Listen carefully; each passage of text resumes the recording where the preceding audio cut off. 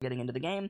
I'm gonna tab over to this screen and we're gonna get started. Now, I watched the VOD of the first episode and the sound effects were a little bit loud, so I've turned them down for this week, and I want to make sure of two things: one, that the party can still hear them relatively clearly, and two, chat can hear our voices a bit more clearly than it was, because the wind, the icy wind, was drowning us out a little bit in the VOD. Like, you could still tell what we were saying, but it was less than I wanted it to be. So it should be better now.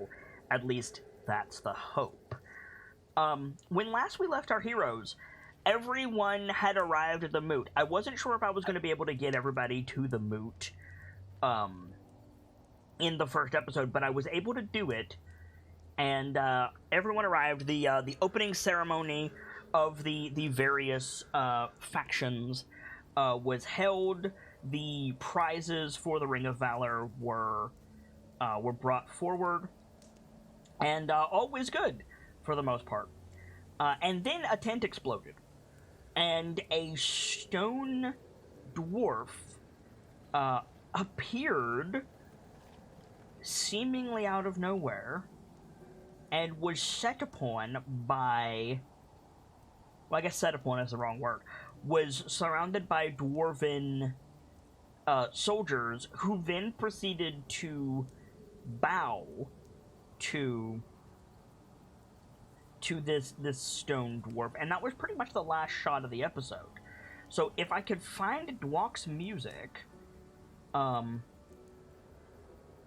this could work. I think we're gonna cold open with Dwok Kumi standing in the administrative tent. For... I'm gonna turn that down just a little bit. Standing in the administrative tent, facing Kandratagar Farmagranen, who is trying to be diplomatic and not fully succeeding in hiding his awe of this figure before him. So the normally very composed vizier, he's probably got like a glass of some dark brown spirit in his hand, and he's standing while Dwok can sit or stand at your choice, just in the vizier's room. No one is here aside from the two of you. Some time has passed, but obviously because you're here and not out on the grounds, but you don't really know, we don't really know how much time has passed as of yet. And then we get audio on the scene, and Fremagranen is saying, like,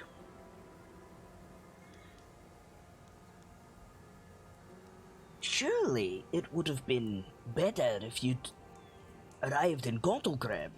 You speak of these terrible things, Great One, but there's no army here, at least not enough of your chosen. There has to be someone that can help me. And you'll have the full support of Gontulgrim. I'll send out a runner to the Thane immediately. But how much time do you have? There's not enough time for that. Not enough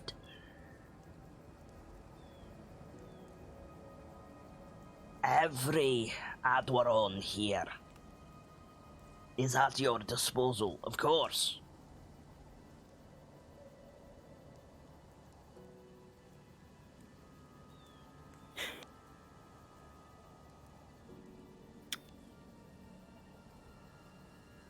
I see. And he, like, looks you up and down. Like clearly you didn't like that answer. And kind of, like, blanches, takes a drink from the mug, and says, I mean, you're right. We don't have the numbers to kill a god. But, well, we've done worse.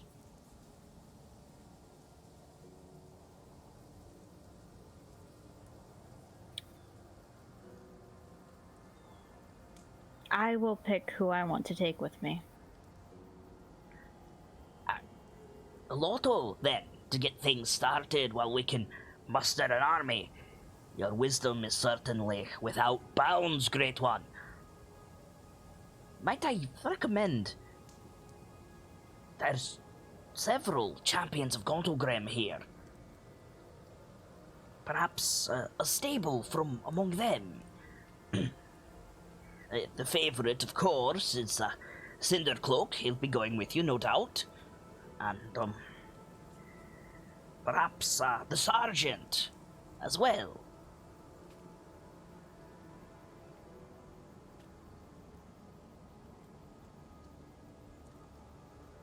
What about the other people in this camp? The other... I told you, all from Gontlegrim are at your disposal.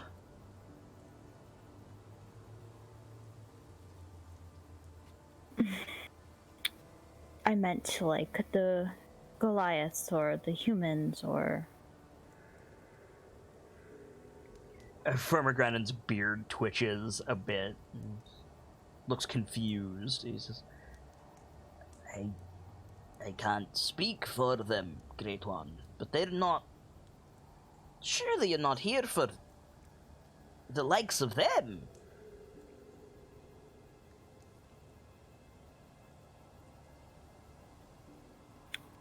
We need all the help we need. And do you think they're worthwhile? Do you think they can help? I mean, sure that Goliaths are strong, but they're a bit loud. And the Umar, they're fragile. You're certain it can't wait for Gontlegrim to muster a proper army? I mean, we've shook the heavens before. I've told you, there isn't enough time. Right, not enough time. Are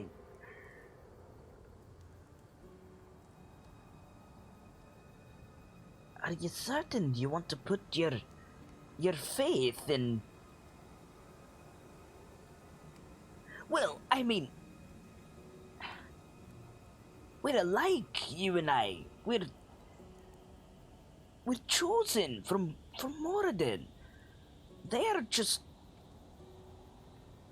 Well, they're not. They're not the same.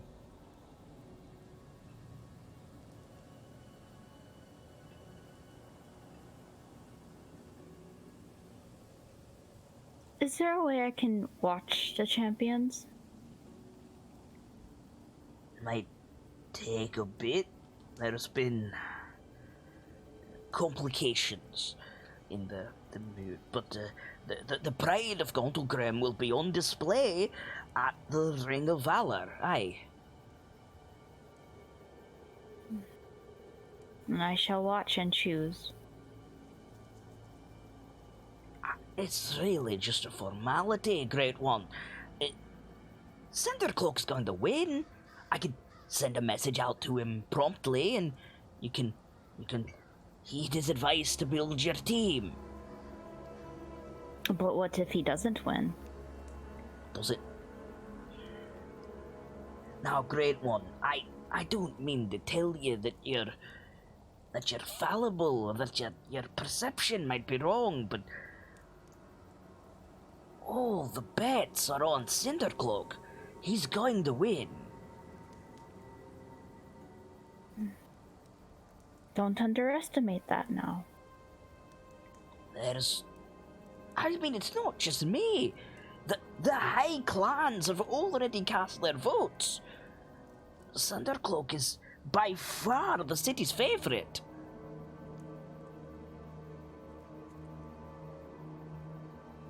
Yes, but an underdog can always rise on top. I suppose.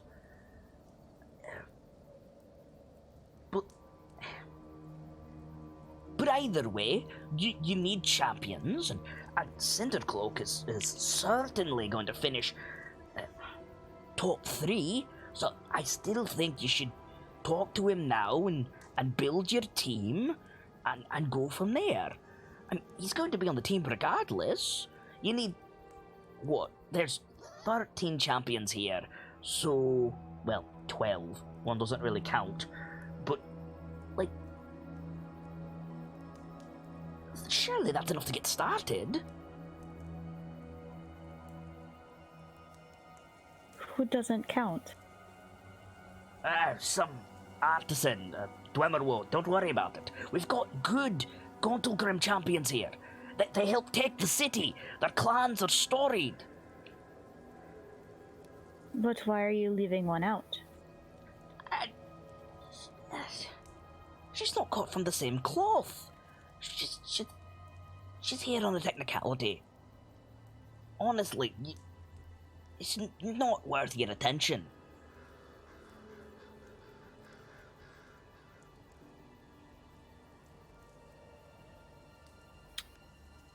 I'd like to speak with her. Of course, great one. I'll arrange it. It might take some time. I think she's on duty at the moment. If you like, in the meantime, I can round up the other champions, and you can see what Gauntlgrim has to offer.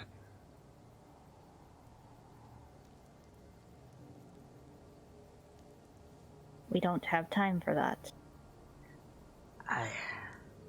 Right. Of course. I'll, suppose you want me to go and do this personally. He nods. I'll go and try to find this Dwemerwood. Aye. And I'll put in a word for the other companies, you might say, our guests here at the Moot, see if they want to be involved in what is clearly a dwarvish matter, but your wisdom, great one. And he, like, bows.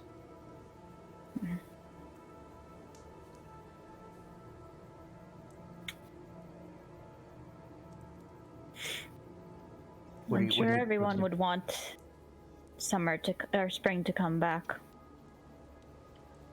Quite so. Just a moment. And yeah, he pops out, ostensibly to go find Virga, but probably not, all things considered. And I think we fade up on that scene, and we see, like, there's not really, like, a movement of celestial bodies because of this unnatural, like, night winter that's happening. But we see time pass. Maybe the snow is a bit thicker? Maybe the snow's a bit thicker. We see the various camps have been made, buildings and tents and what have you have been erected. People are, like, going about their business. And we come down when the human camp. And the human camp is currently pretty quiet. There's some drinking and there's some partying. A bunch of teenagers hanging out as they want to do. But at the gate, there are sentries. Even though you're among, like, friends and allies, and the dwarvish soldiers are constantly making patrols, the humans, most of the groups, in fact, are just in the habit of posting up sentries. And so there's, if nothing else, a color guard at the border of the various, like, areas, right? And we see Estrid among them, the tiger princess character that we saw in the first episode, with her necklace of fangs and her big spear. And she's standing at the gate, and a Goliath walks up. This Goliath we have seen before. He's the Goliath that Runyak had a bit of an altercation with, let's say. A little sparring match, if you will. A little sparring match, if you will. And, he, much like many other Goliaths, he's bald or mostly bald, gray skin, kind of, like, pebbly appearance. He's got, like, green, like, markings, like, over the top of his bald head, kind of almost like a tree of life, but not quite. Very geometric patterns. He's wearing, like, fur, but more of his skin is bare than is not, if that makes sense. He's wearing like a fur vest, and you can see the middle of his torso, and he's got bare arms, but he's got like furred bracers, and he's got big stompy boots and a huge like great axe on his back. And he just walks up to Estrid, and they have a little exchange, which I wrote down because I find it quite funny. I'm trying to find it again real quick. I think I went too far. Where is it? Maybe I didn't go too far.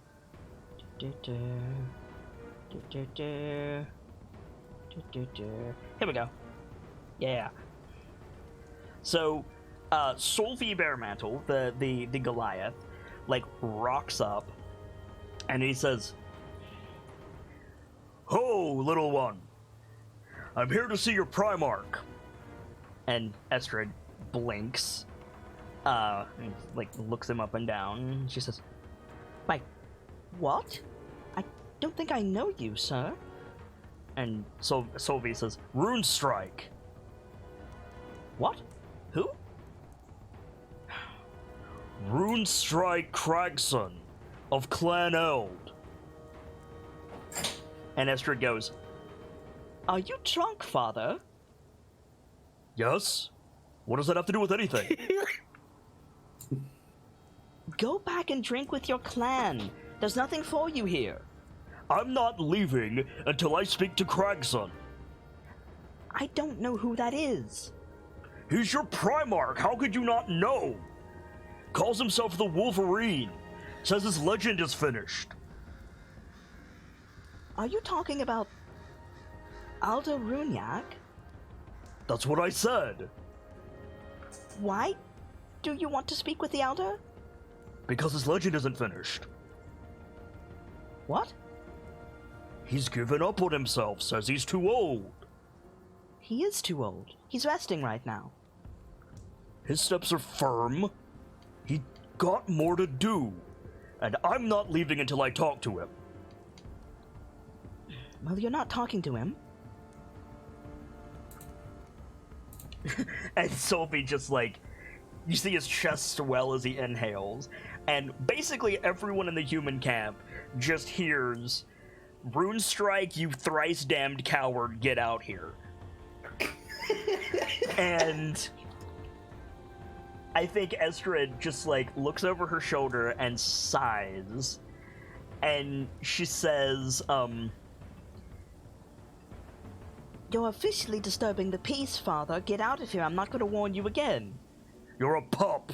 You're in no position to warn me of anything." And she sighs, and she, like, leans forward, and as she does, she turns into this, like, saber-toothed cat, this big saber-toothed cat, and, like, paws at the air and roars. And she's just posturing, right? She's posturing. And Sophie, like, rolls his eyes like he's seen this before. He goes, "I'll do you one better." And so, Runyak, if you realize this is about you, it's up to you whether or not you do. I believe after hearing the yelling of "Runestrike, you coward," yeah, right. It'd be like, "What the hell is going on?" and start going right. over You that and way. half the camp at this point, like, goes out to the gate, and you see a saber cat with Estrid's markings on it, dueling with an owlbear is what you see. They're, like, rumbling in the snow. Just sigh, shaking his head. What the hell happened? Estrid, yield. Yeah, the cat, like backs off and does that, like, that grumpy cat, like, noise, right? Like, backs off, turns back into her human form.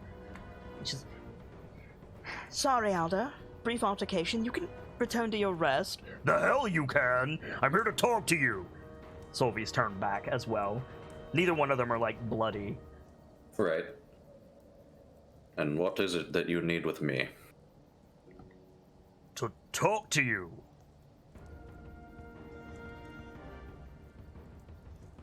About?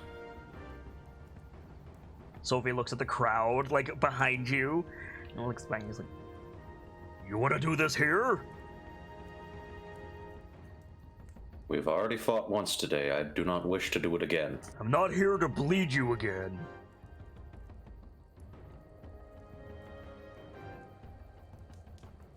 Then tell me exactly Do the what pups know are what you doing? were asking about? No, none of them would... Oh, wait.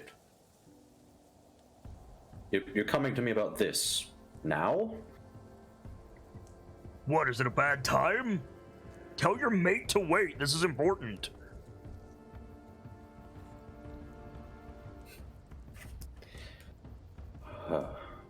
Right.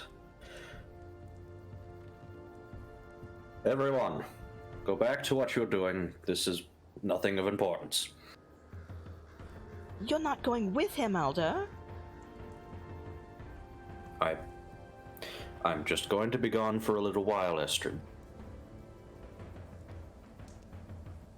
The look on her face, she doesn't say anything, but the look on her face is like, right, next Goliath that rolls up, I'm just gonna kill him.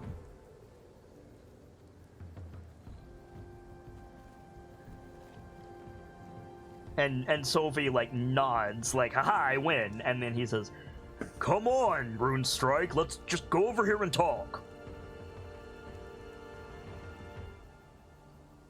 I think he's gonna quickly go over to Esther, put a hand on her shoulder. You're doing just fine. You don't need to worry about this so much. I'll come back, don't worry. Yes, Alder. And then he'll go off with Sophie. Yeah, and Sophie just, like, starts walking, not even, like, towards the Goliath, like, area, just, like, walking. In fact, he kind of, like, strays out of the borders of the moot a bit, just, like, you're walking through, like, open field, except, you know, snowy. Yeah. And he says,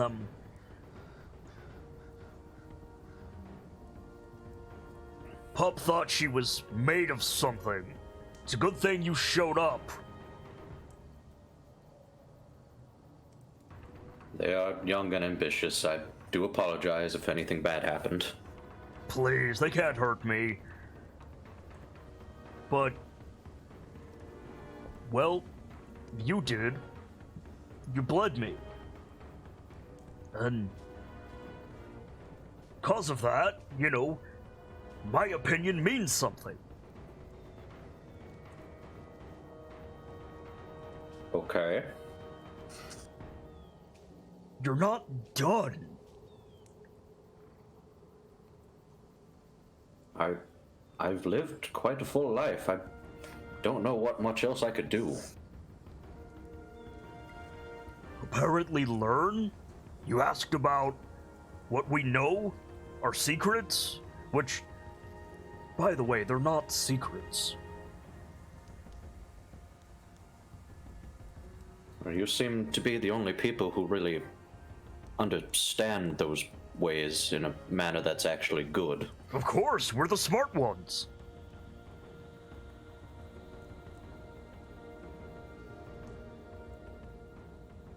So then, what are you doing taking me out this way?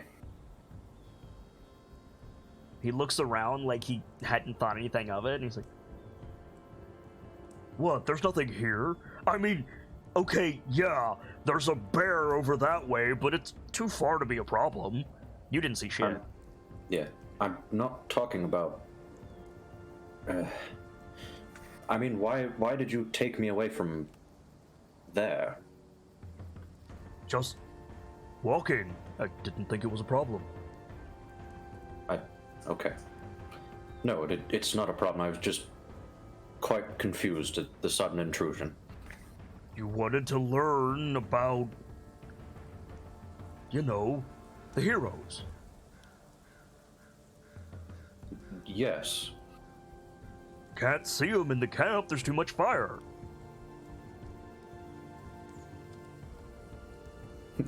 Just kind of a questionably raised eyebrow. Yeah, and he like gestures up, and you can't see anything. There's like snow clouds above your head.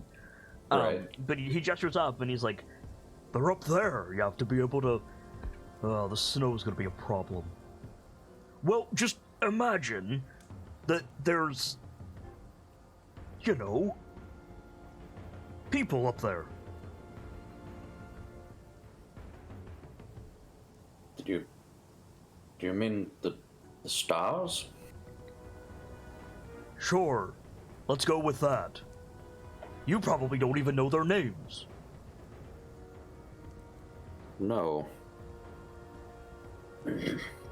Right, so imagine, right there, and he points,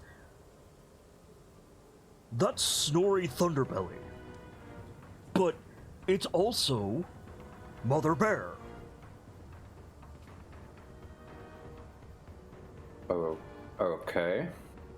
Because Mother Bear is always there, and Snorri was always there too, but we didn't realize it until after Snorri did what he set out to do. Okay.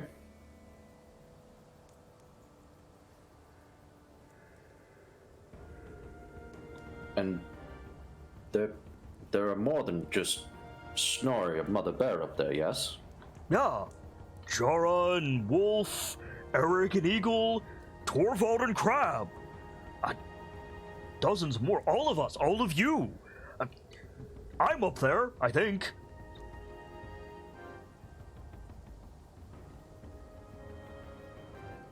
You said Jara was one of those names, yes?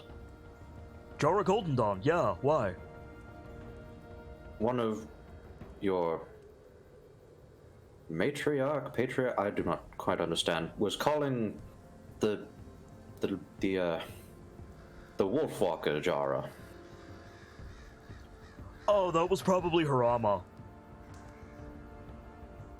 I don't know why, but Thola is always called Kilio Jara. Quite curious. Okay. Is there any kind of way that I could actually see them? I don't just mean because of the snow cover. I mean, you make it seem like they're still there. They are, unless they're here, in which case they're both. Now I'm confused. Everything is connected. Everything. Think about it this way. You mentioned Clan Roche. They're surrounded by wolves. But what's the difference between a member of Clan Roche that looks like me and a member of Clan Roche that looks like, well, a dog? Physical appearance? Why does that matter? Yes, Nightfall, I know that it wasn't Thola, but Sophie doesn't.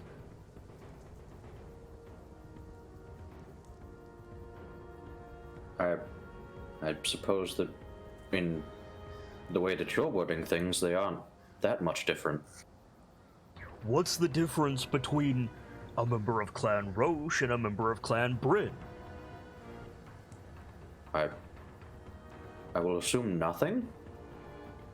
So, an axe that is forged by Clan Bryn is the same as a member of Clan Vare.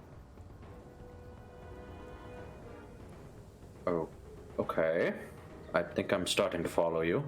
Everything is connected. The eagles and the wyverns, they're our brothers. The wolf packs, the leopards, they're our kin. Nothing can exist without the others. Everyone and everything is connected somehow. Right. Exactly. And we can learn so much just by observing. If you... Let's say there's a fish It lives out in the ocean, but it comes up in the rivers to breed. Happens in the autumn. Maybe you've seen it. I believe so. Salmon? I don't know what Yes. the word is for you. I believe it's the same. No, yes, it is the same. Right.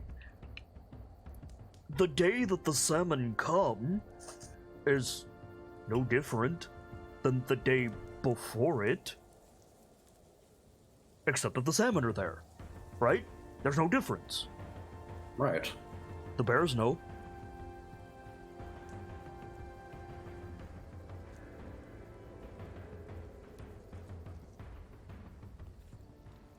Yes. The snowcats know.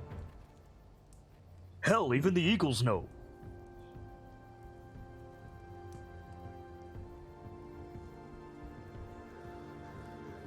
One day, nothing in the river. Next day, you get up to get water, there's a bunch of bears down by the river. They don't care about you, they're there for the fish. And then you realize, oh, it's salmon day. So you go and get your kin and you get as much salmon and, you eat well.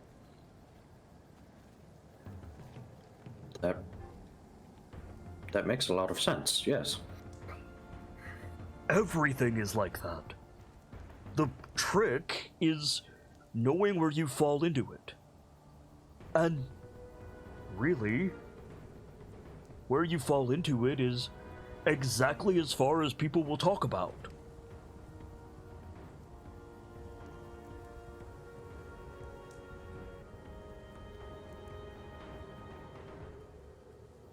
Then is there any way for you to help me figure out where I fit in? Not if you stop.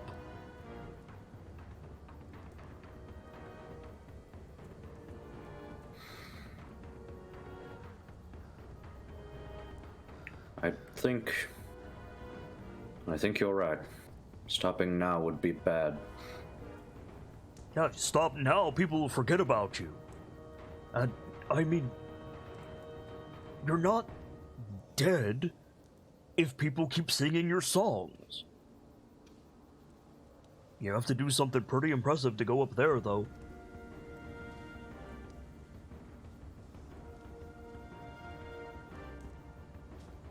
Well, Like, some have it easy, right? Like, Bear. Of course Bear is up there. Of course Wolf is up there. Eagle. This is all, like, obvious, but how did Crab get up there? Crab must have done something amazing. right. And Torvald, for that matter.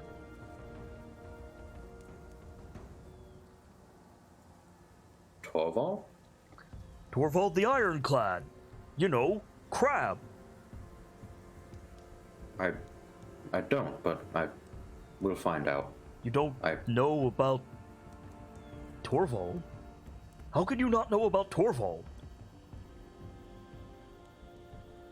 Where we are up in the glacier, there's not much that we know outside of what... Everyone knows Torvald, and Jara, and Eric, and Snorri, and Brenna, and Sigrid. Just shaking his head at this point. No, haven't heard of any of them. No wonder you think you're done. You don't know anything.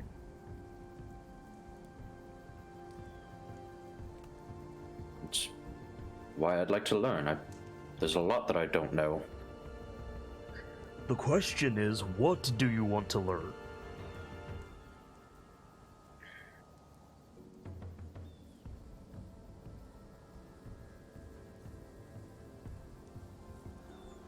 I want to be able to help people. Can't do that if you're rusting in a chair, Father.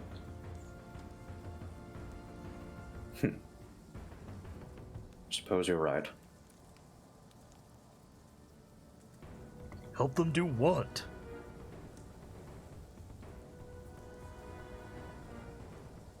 Survive. Be who they are. But you don't even know who you are. I know who I am, but to you, I probably don't know who I am. If you know who you are, then say so. Nobody can know that but you.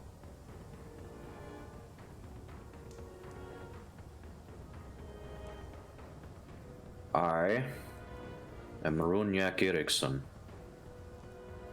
Been given the mantle of the Wolverine. Age 32 of the clan Oscar.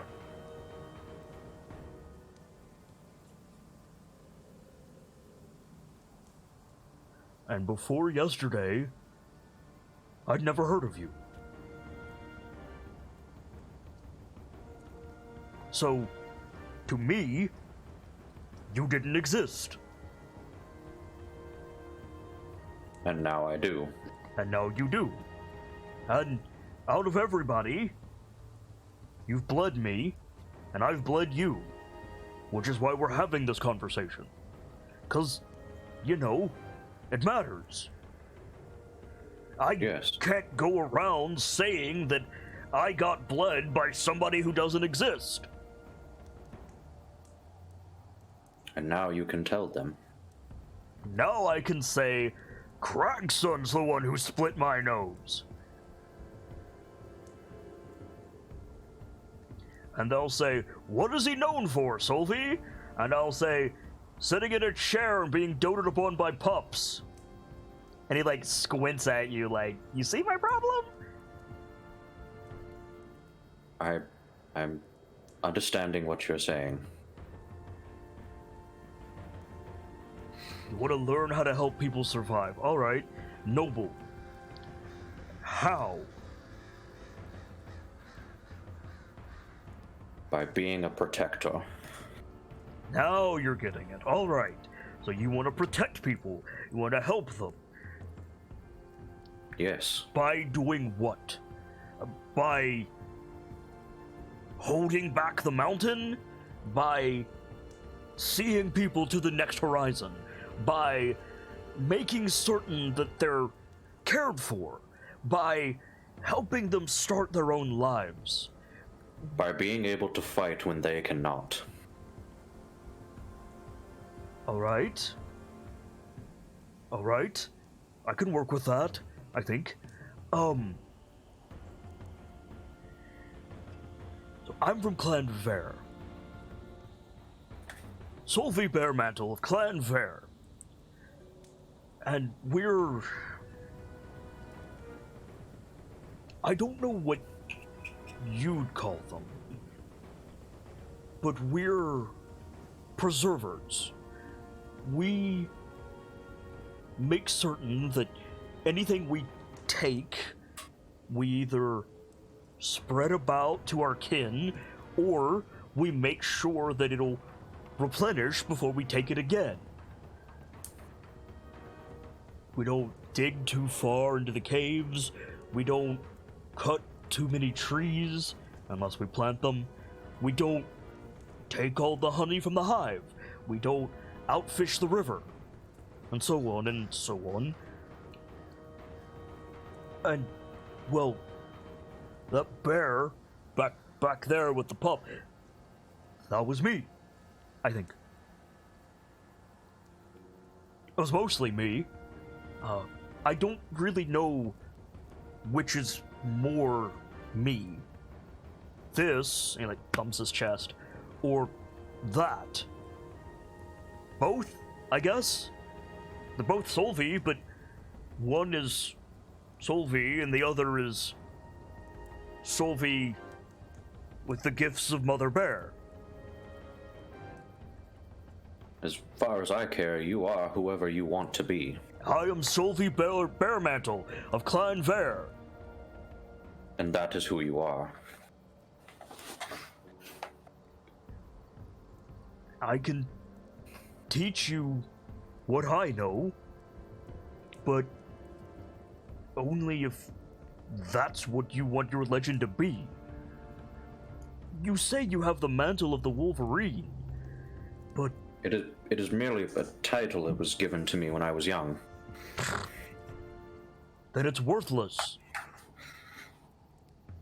Why put something in your legend that you don't care about?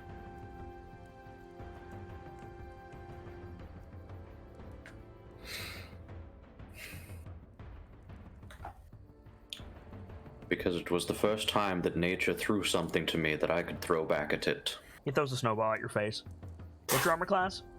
I have my notes over it. 15. Okay.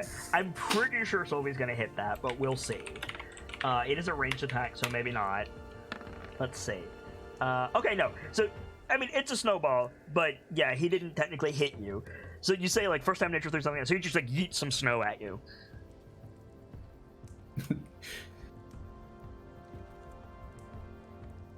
What was that for? Throwing something at you can throw back? Apparently it's important. That's not Now what you I could mean. call yourself Runestrike Snowbeard.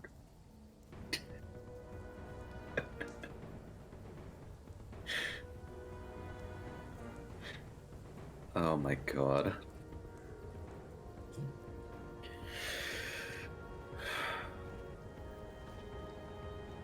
No, I'm still Iragson. Son of the Crags. Noble enough title. You probably haven't noticed where you're standing. Just questionable look down. You seem to be standing in snow.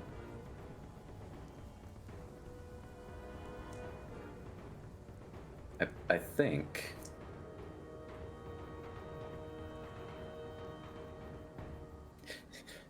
Pause for like a minute to think, and then just roll up a snowball and throw it back at him.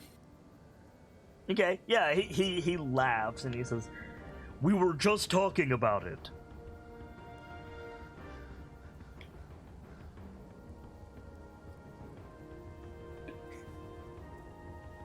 God damn it, Nightfall.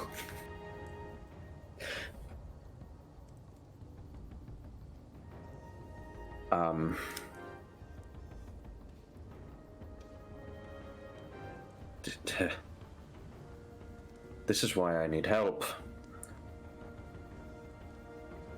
Because you can't see a river?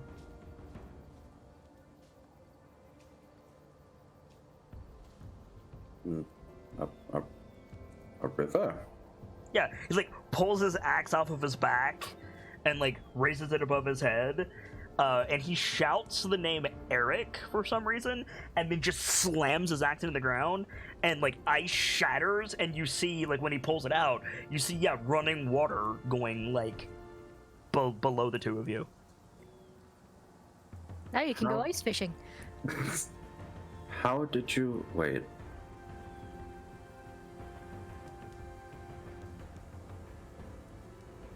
I'd like to Nothing. say it was some mythical connection, but no, we hunt here regularly. This is like my backyard.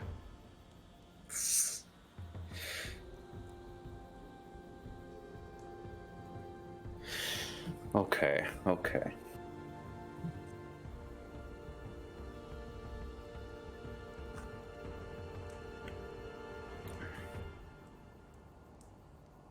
So then, can you teach me? Depends on what you want to know specifically.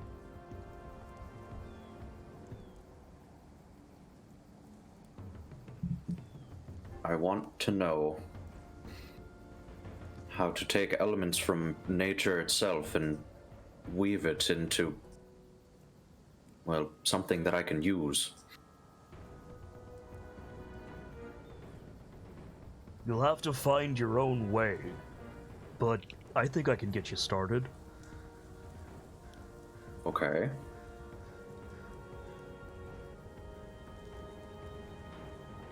The first thing you're gonna have to do is figure out your star sign.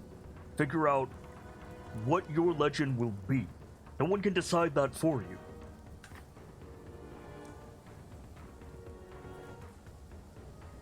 Okay.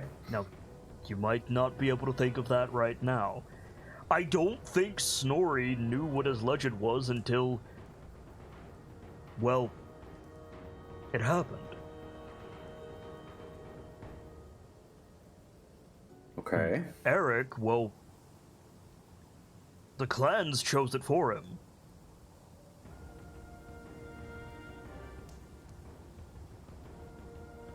What was Eric's legend? Eric the Younger is the reason that we're standing here.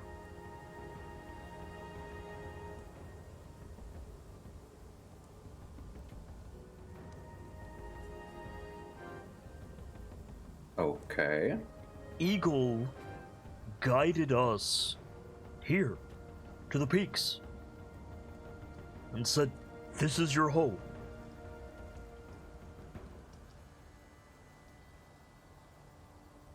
Right. That's what he did.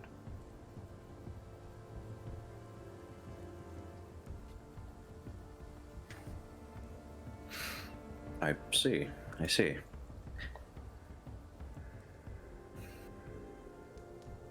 What, you don't think that's good enough? No, I just didn't expect that a legend could be something that wasn't on a grander scale. Giving the clans a home where we're not starving, giving us land we understand that we can observe and learn from. What's not grand about that? Suppose you make a point. Came a long way to get here. And we got here because of Eagle.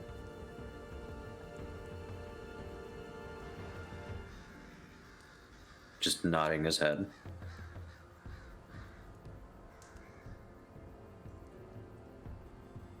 And then...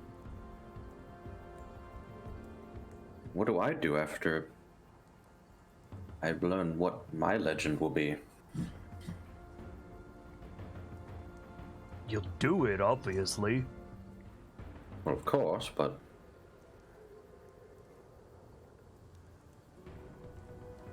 But what? it just seems like there should be more than just that.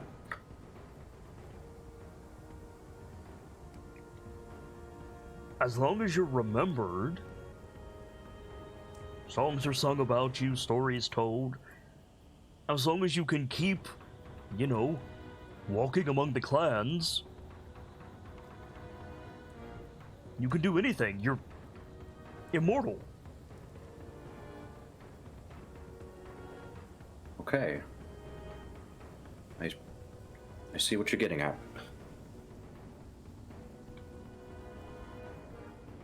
From the look on your face, you think I'm talking like an elf.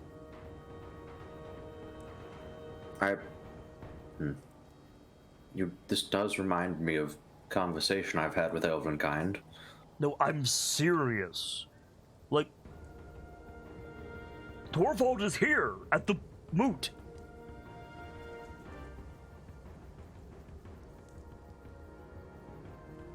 And if you would have told me that yesterday, I would have asked who, and said I do not believe you. The Primarch of Clan Bryn, Bulgur of the Ironclad, is the 15th time Torvald has walked among us.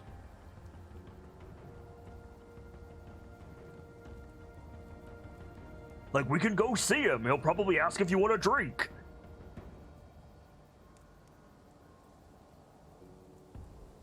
Okay.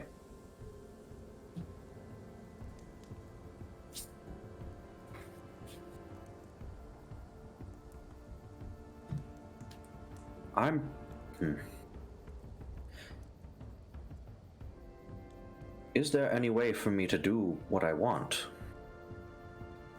The harnessing nature. Sure. Well, no.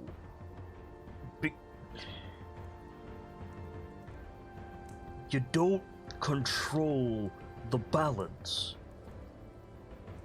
You observe it. You let it move you. Like the wind over the snowfield. Okay. I tell you what. If you like, I'll go over to the orcs and I'll get one of their dream potions. I'm sorry, dream potion? Makes you see things. I mean, if you think it would help, I'm willing to No, I don't think try. it'll help. I think it's dumb. But humans use them. I don't know.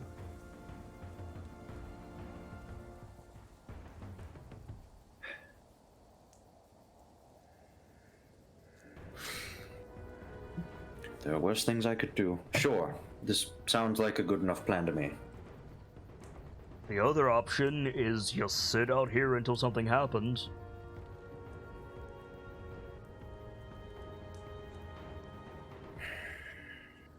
That's the option I'd choose.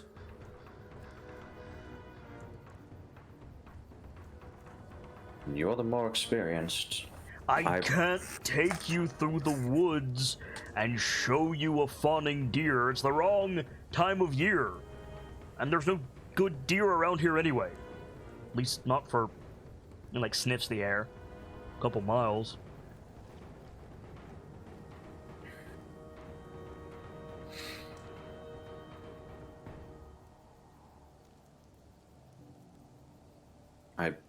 I do thank you, Solvi, for this.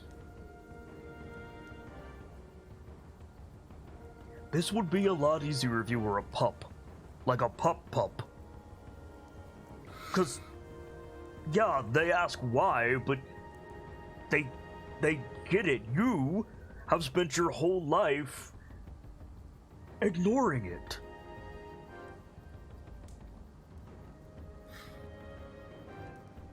Then I suppose now is the best time as ever to start looking.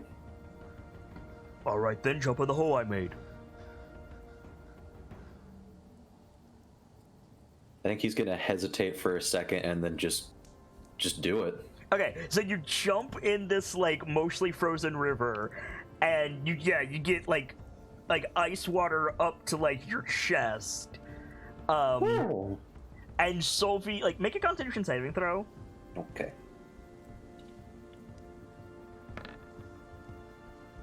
Okay, Aww. yeah, you're gonna take a little bit of cold damage, friend. That's okay. You're gonna take 7 points of cold damage, and Sophie is laughing his ass off. Oh, question for you real quick. Yo. I still had damage from when I fought him the first time. Would I have regained that by this time or no? If you wanted to take a short rest, you could, yeah. Okay. No, I'll roll with it. Okay, yeah, Solvi is, like, hands on his knees, like, howling with laughter.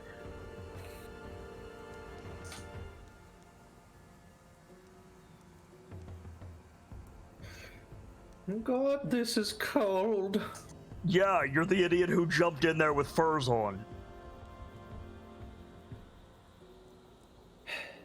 Climb out before you die. I think he was doing it as he said climb out. In what possible way would that have helped you? They told me that humans would believe anything you said. I didn't believe them. I owe Runzi a drink.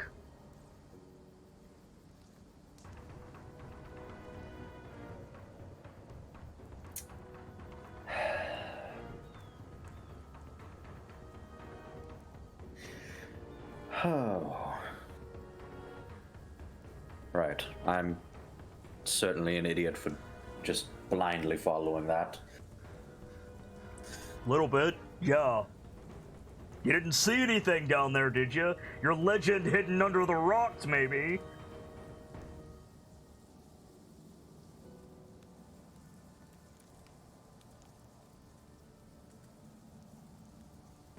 Sophie, like, holds his hands up. Rune Strike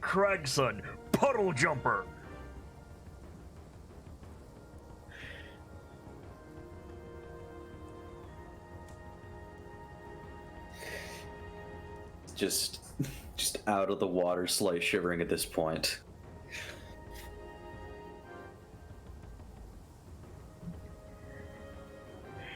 Come on. He starts walking back towards the moot. I'll follow him.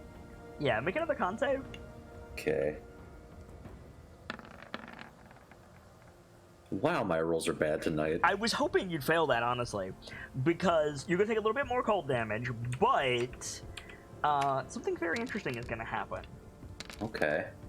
You're going to take 10 more points of cold damage. Are you still conscious? No. Okay, then half that. Are you still conscious? Okay. Yes. Okay. So your brain goes into survival mode. Mm-hmm. And you start to, like, zone out a little bit. Mm-hmm. And I think, like Solvi is talking to you. He's talking to you about how, like, you're gonna get some drink in you and a fire, and then we're gonna see how old you actually are. And, like, he's just keeping the conversation going. But he's saying words, but I'm not paying attention to it. Exactly, because you're freezing to death. Exactly, yeah. And I think you see, like, I think you see stuff. Call it like divine intervention. Call it hallucination. Call it what you want. I think you see, like, a wolverine in the snow. And now, wolverines, I don't know if you know this, they're not small creatures. Yeah, telling the man from the Wolverine state that he doesn't understand Wolverine. No, I'm saying Cookie. Yes. Like that's what I'm saying. A lot of times, like nature documentaries will film wolverines in kind of the same way they film rodents, and so the scale of a wolverine is. A lot of people think wolverines are kind of small. Nuh-uh. They're not. They're about the size of dogs. No disrespect, Fox. But up here where me and Cookie live, it's a commonality to see videos of wolverines pushing outdoor fridges over at home videos. Oh yeah, It's no, funny. like, but It's there's hilarious. also an audience that's not from Minnesota, so Michigan, but okay. that's why I said Minnesota. Anyway, He knows it puts me. So, like, you see a wolverine, like, trundling through the snow, and then you see just a freaking grizzly bear just walking beside it. And the two of them are, like, walking along, and you see, like, an iced-over, like, cave in the distance, right? Yeah. And they walk up to it, and the grizzly bear, like, paws at it, and it can't get through the ice to get into the cave. But the wolverine can burrow. So the wolverine, like, digs under the snow, and we see him, like, Bugs Bunny through the ice, and then he Bugs Bunny's back and climbs out of the hole, and a little, like, bear cub pops out of the hole, and the three of them keep walking. What conclusion would Runyak draw from that?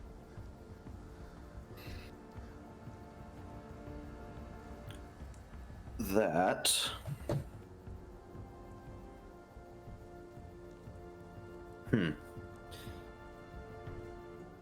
it doesn't matter who or what you are, working together is sometimes the best options. Okay. I think we come back to Runyak, like coming back to himself, because a Goliath is, like, smacking you awake. You're sitting in a chair in, like, a wooden, like, longhouse type area. Yeah. And you're wrapped in dry fur. There's, like, big fires all around you. You've got, like, a plate of something in front of you. You're not entirely sure what it is. It looks hot. Probably a bowl of something, actually. And, like, a mug is, like, set down in front of you. It's not Solvi, like, smacking you awake. It's some other Goliath that you recognize. Keelio. Hi. you were doing the lunch rounds, and Solvi rolls in with a human, like carrying a human that's like barely conscious. And immediately, like, people like wrapped him up and like gave him some hot food, but he's like out of it. He's just coming around now. What are you doing? I'm not the one actively helping. No, you are not the one pummeling him. Okay. I'm having to just stop them from like all out punching them. Okay. Yeah, just like don't hurt him. He's already. Yeah, so he's already at death's door. Okay, so it's probably Tor that's like trying to smack him awake. And Yeah. after the first smack, you're just like, stop, go over there. So yeah, so Runyak, like you come back to yourself, and like standing on the bench beside you is that halfling from before. Are you wearing an apron, Keelio? Probably. So dress like a furry barmaid. Yeah, just a bit. Yeah. Wolfwalker? Glad to see you're awake. You almost died twice in one evening. Where am I? Where did you say this was? Like literally like the dining hall in the Goliath camp. Oh, the dining hall. My mother's dining hall, to be exact. Did Alma's dining hall. Did Solvi bring me here? Yes, Did he push you into that frozen? No, the river's frozen over. How did you? I was naive. I could tell. He's not touching his stew. He really should. He's freezing. I know. I think she pushes it closer to him, gesturing for him to eat. You're shivering. You need something warm. Yeah. Thank you. Starts to take some of the stew. Hang on. So Give me just a moment. I'm not gonna ask you if you've had Goliath cooking before. I'm gonna ask you if you've had halfling cooking before. I'm gonna go on the safe side and say no. There's probably halflings all over the 10 towns. Are you sure about that?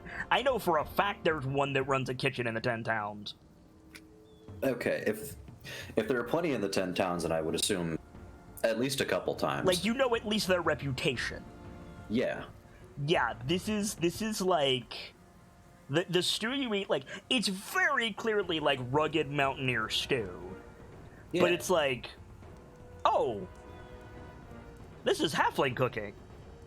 Damn, this is some good shit. Yeah, right, exactly.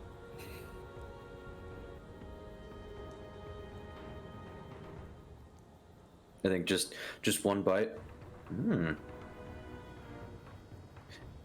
And then just kind of scarfing it down after learning how good it is. Yeah, so you like Goku through the bowl, and when you pull it down, Solvi is sitting across the table from you, and he grins at you, and he says, "First time with worm stew." I'm familiar with this cooking, but I've never had this before. It's delicious. Frost worm offal. The good stuff's been barbecued. Still. Clan Roche are some of the best cooks in the peaks. In no small part to Keelio there. Good to see you, little sister.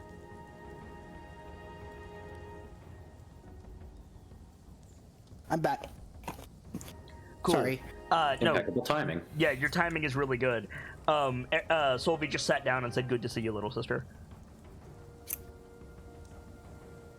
Is there a nickname that she would call him by? Solvi? Probably not. Mhm.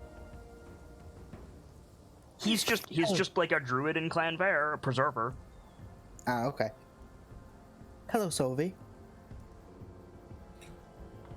So you gotta die. If Tor would quit hitting him, maybe. I mean, if Tor keeps hitting him, maybe. Red Fang, why did you hit him? Looks like you needed it. Sylvie rolls his eyes.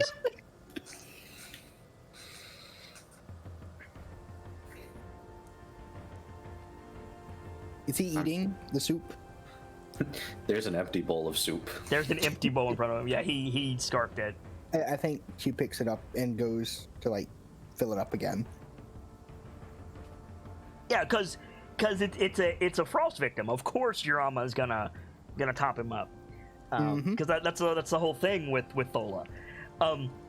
So I think as you're away, Solvi like takes a bite of soup, kind of blanches a little bit, and nods. Saving the good stuff for later, I'm sure.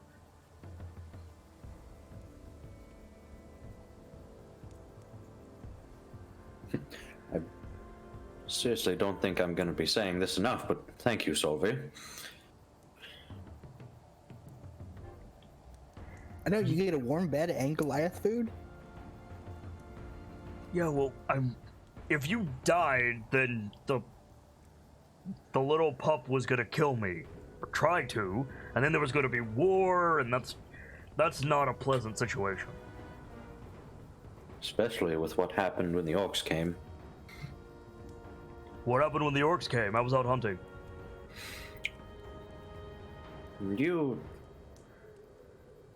You know of our rivalries, yes? If by that you mean I know the orcs hate you, yeah. Don't know why. Well, You're kind of cute. Well, they don't seem to think so. Kilio comes back with a bowl of stew, and Sophie goes, "Isn't that right, little sister? The humans are cute." Some more than others. That means she likes you.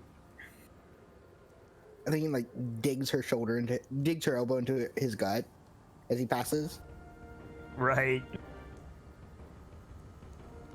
He puts the soup in front of Runyak, Well, which is probably gone in an instant. I think he's going to take his time with the second bowl because, recounting the shit. Well, it came with horns ablazed and, well, I don't know if I'd call it malicious intent, but they were certainly heated. You fell in the Well, river. Maybe you need some orcish heat. I can go get some if you like. What's your preference? Oh my god. No, Solvi, I mean spirited heat. And no, I don't mean alcohol. Kilio was about to say something and she shuts her mouth. Because Goliaths would. And Runyak is starting to understand that.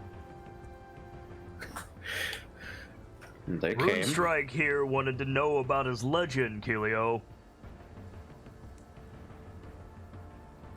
Sorry, food in my mouth. He came to me, and he said, His legend? "Solvi, what do I do when my legend is finished?"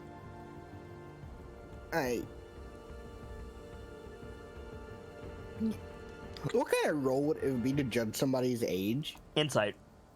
Insight? Yeah. Okay. I think she's gonna squint at Runyak and roll insight. He's probably got 12 to 15 winters where he's still, like, strong, much less useful.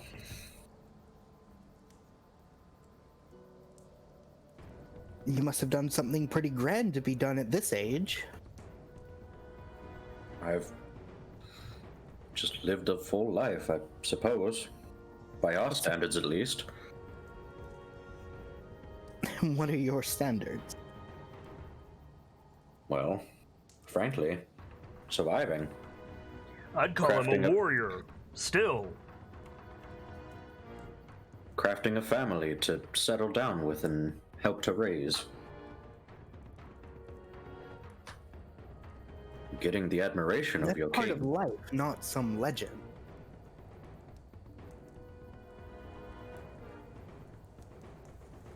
And A legend is something a lot more than that. And up until about a few hours ago, I didn't know that. She looks to I lost his name. Search with the S. Solvi. His Solvi? name is Solvi. Solvi. I think she looks to Solvi. And then, when he learned, he had the audacity to say that Eric wasn't that great. I. I did not say that. And what did you say? At first, I thought his legend wasn't that grand and was confused by someone getting a legend by having a not so grand time. Finding food for the entire clan is not grand? Finding us a home? Yes, well, I understand now. And then he jumped in the river. I was about to say, for someone whose full life involved nothing but survival, I imagine Eric's legend would be very grand. Yeah, your legend would have been over if you jumped in the river. Well, no, Everyone I at the did jump moon in would the have river. remembered you as the idiot who jumped into the river. You would have. We would have tried to save you and still would have remembered you as the idiot. We will still remember you as the idiot that jumped into the river. Yeah, that one's not going away anytime soon. No, it is not. Runestrike Cragson. River, no, not river. It was Runestrike Cragson, Soggy Feet. I think Kilio laughs. Yeah, I think Sophie like holds up a pint and a bunch of Goliaths like toast.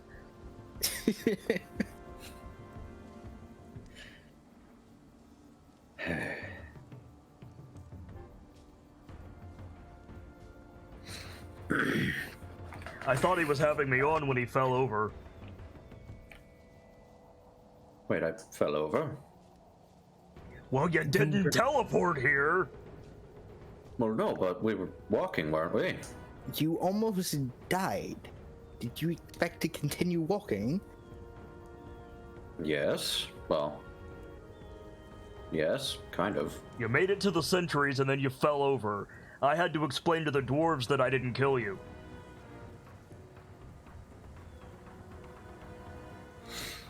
Wait, what is he still wearing all of his furs, or did he? Yes, he's still, like, he is dripping on the floor. Yes.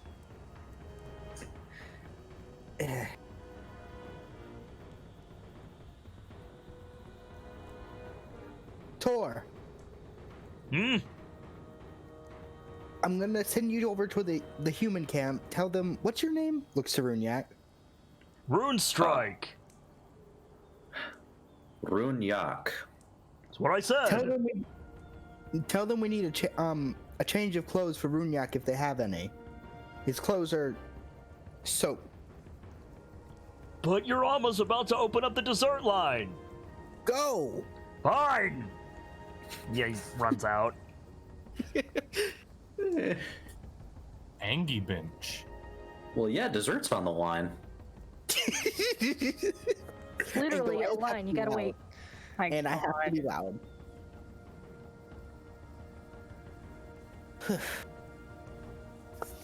He asked you about Clan Roche. Asked about you by name, little sister. Me? What do you mean? Uh, She looks to Runyak. he'd heard of you. He hadn't heard of Torvald or Eric or anybody, but he'd heard of you. It's impressive if you ask me. Isn't this the one who fled you? I gave as good as I got. Does he have like any markings or is being cleaned up and everything? Solvi? Yeah. Has Runyak. I don't know if Runyak has. Had my- Runyak got his lip split. I don't know if he patched it up or not. I'm gonna say no. So no, he's still got a wound on his face. It's closed by now, but yeah.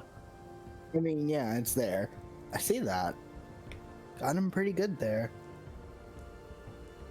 It's hard to miss. My hand is as big as his face.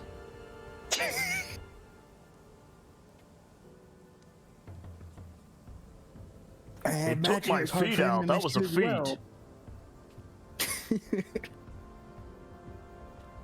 As wide as a Goliath stance is, I'm surprised.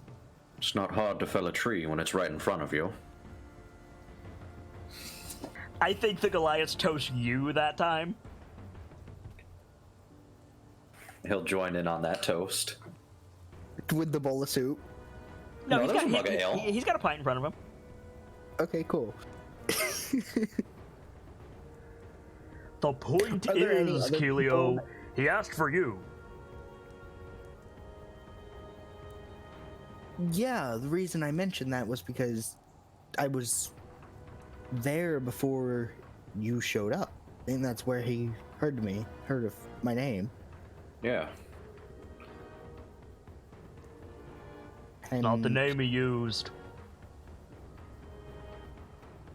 It was the name, the woman who was with you used. Jara?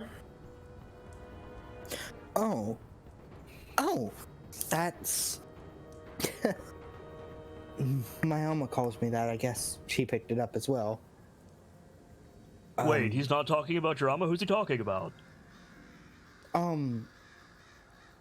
Next in the notes, hang on. Inatha. Inatha. Inatha must have picked it up from my Oh, mom. the little Right. Primarch. She nods. She's looking for you, by the way. Did you ever find her?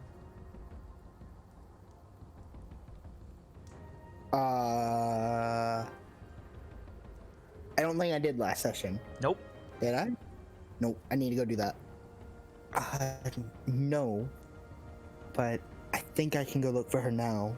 As long as nobody comes and punches our guest in the face. And as soon as you say that, there's a commotion outside, like a big commotion, like literally. What's your big wolf's name? I forget.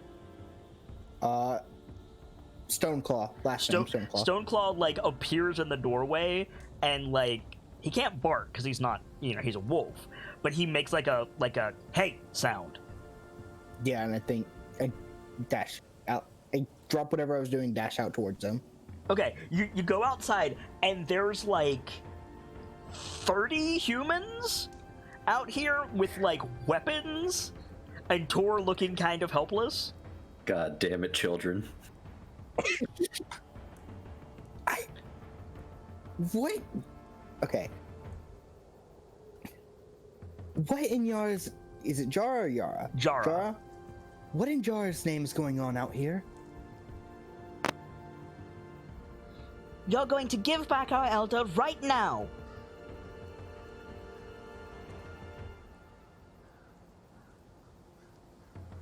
He's resting at the moment because he fell into a river.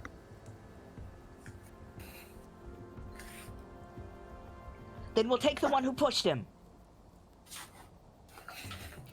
I'm sorry?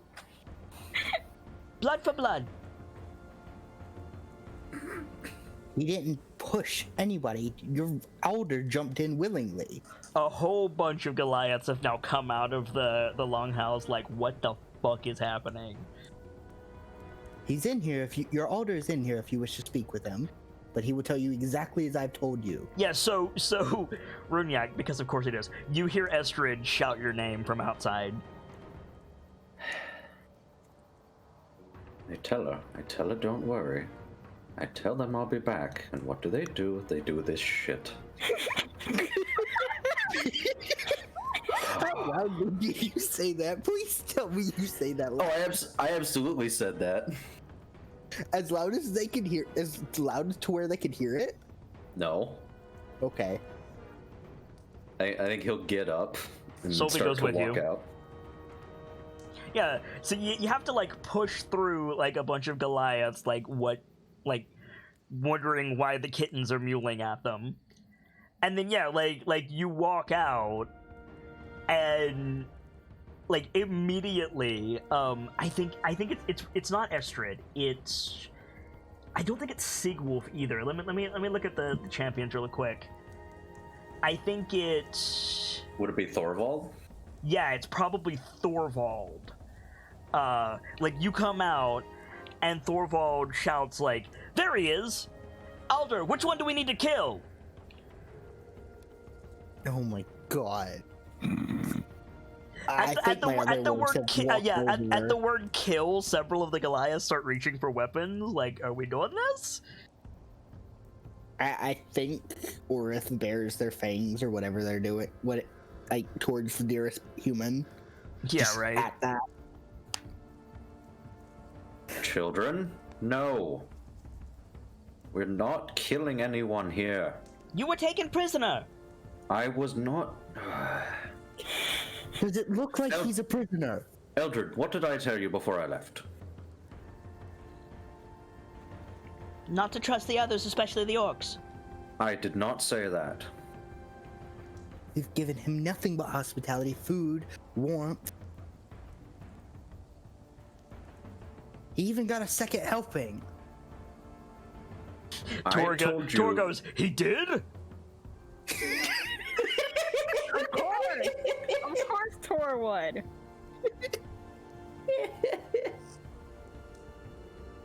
I told you to not worry and that I would be back.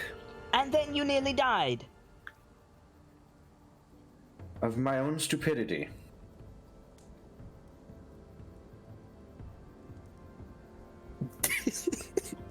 What? Runiak sounds so much like a fed up parent. It's because he is. At this point, absolutely. Yeah, basically. Fed up I've been a- babysitter, technically. I've been a parent this entire time. I don't know what you're on about. Oh my god. There was a hole in the river. I thought it could help with something that was happening, so I went in.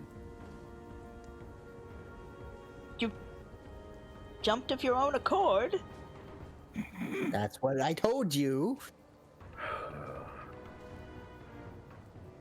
Yes, I jumped in of my own. I was not coerced, I was not pushed.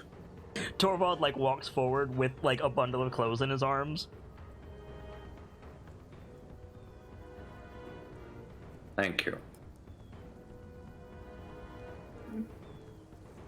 Nothing bad has happened. Well, something bad happened, but I'm fine.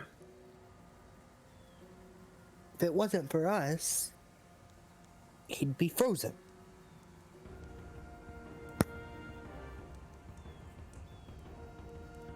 You're not gonna get an apology out of them, but I think they start to disperse. I mean, I know I'm not getting an apology. I don't expect an apology out of any of the groups here except maybe the dwarves. I will say this: one of the girls in the group, she's wearing like her hair up in like a really high ponytail. She's got like a necklace of like animal teeth. She's the one that Stoneclaw growled at. As she's turning, she makes a point to like smack him with her spear. Oh no. That wasn't necessary. It's just a stick with a stone on the end of it, right? Yeah, like she doesn't stab him with it. It's just like as she's turning, it like baps him on the muzzle. Bonk. So sharp You see, bonk. I'm tempted, like, just snap it, like, just the end of it. So like Stoneclaw like bites it. Yeah, bites it and snaps it. I think it's too strong for him to bite through it just like that quick. But he can like grab it, and suddenly there's resistance on her spear. So she like loses her footing and like turns around, and they're playing tug of war now. And I think she's cursing it like, "Let go, beast." I think Kilio chimes in. What you did was completely unnecessary. I expect you to listen to your order and go back to your camping grounds. Is this Mongol yours, halfling?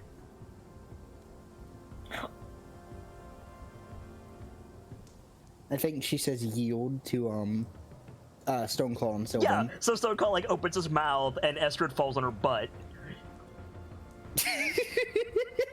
And she just scowls.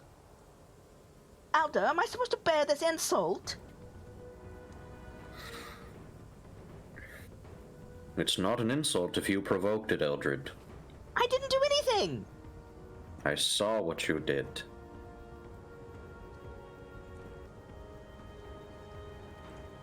The beast grounded me.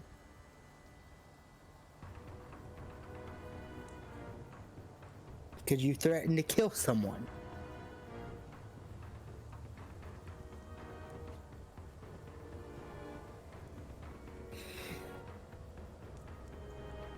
And I can back it up too. What can you You're do, halfling? surrounded in- I think Like, she gets started to her to feet. ignore him and just check around Stoneclaw's face, make sure he's not hurt. Yeah, Stoneclaw's fine. Yeah. I think she's waving her away, just dismissively. Yeah, I think Eldred is it. I can. Is it Estrid or Eldred? Eldred. It's Eldred. Oh, Okay. Eldred? Okay. Yeah. Okay. So that's my. Kilio's not going to listen to someone who can't back up what Yeah. they So have to Eldred say. is looking at Runyak like, "Are you just gonna let the halfling ignore me?"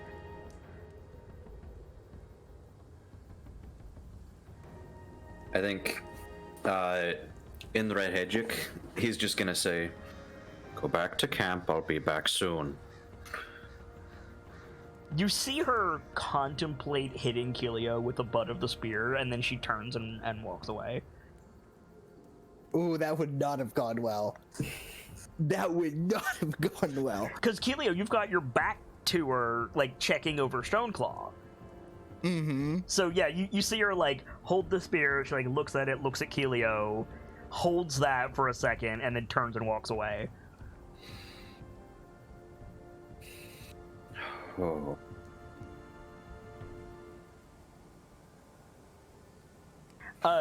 Somebody taps you on the shoulder, Runyak. I think he'll turn to whoever it is. Yeah, it's Solvi. Like, Of course it is. Yeah, of course it is, because Solvi's like your liaison, right? Yeah. And he's like in the building, behind you and out of sight of Kilio. And using the noise of the building as cover, he goes, "What's a halfling?" Oh no. Which is like, what are you talking about? Kilio standing right there. You know Kilio. What the fuck do you mean? What's a halfling? Like, I think just Kilio knows what a halfling is, but just it's not. The culture is not part of who she is. yeah. No. Confused look back at Kilio, look back at Solvi, look back at Kilio, pointing to Kilio. I turn around and there's brunettes pointing at me. yeah, you turn around and Runyak is pointing at you, Right. and Solvi is looking Something- very confused. Is something the matter? Is there something on Oh, my back? no, you're fine. Then why were you pointing?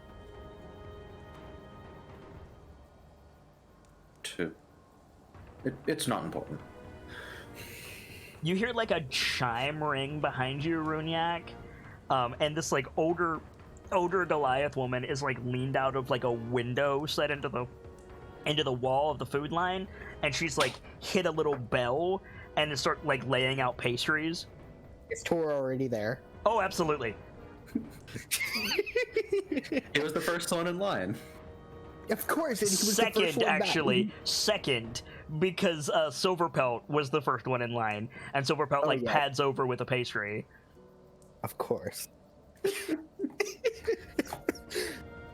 Oh, because he had to go get like the clothes. No, because of course your wolves get first dibs. Oh yeah. After I stopped looking him over, Orith went over to the line as well. Probably. And swapped with a Yeah, silver pelt. so Brunyak, you see like not just Goliaths getting in line, but like wolves and various other animal companions. People are just like continuing their conversation while lining up, but they're like, if a wolf goes in line in front of them, they just go behind the wolf. I love it. I think almost just momentary flashback to the Bear and Wolverine scene come back. Huh. Is something the matter? No. Things are just starting to become a little more clear for me. I think Tor hit you a little too hard.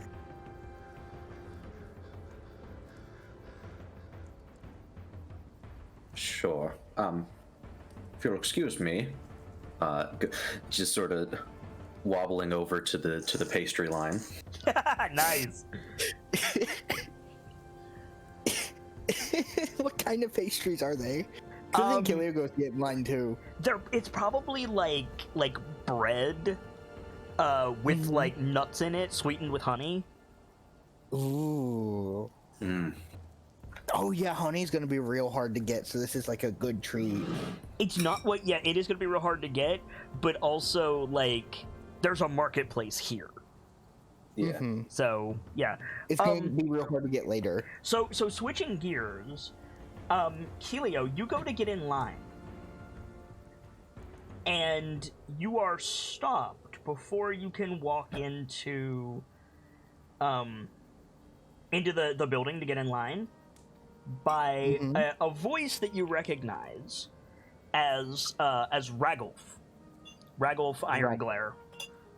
And you go to just like walk in, and you hear like on the wind, you hear Ragolf like, "Oh, little sister." I think she turns to where it came from. Yeah, and he's like walking up to you, and he seems to be in good spirits. Nothing seems to be wrong. He says, "You eat?" Not yet. I was about to go get my food.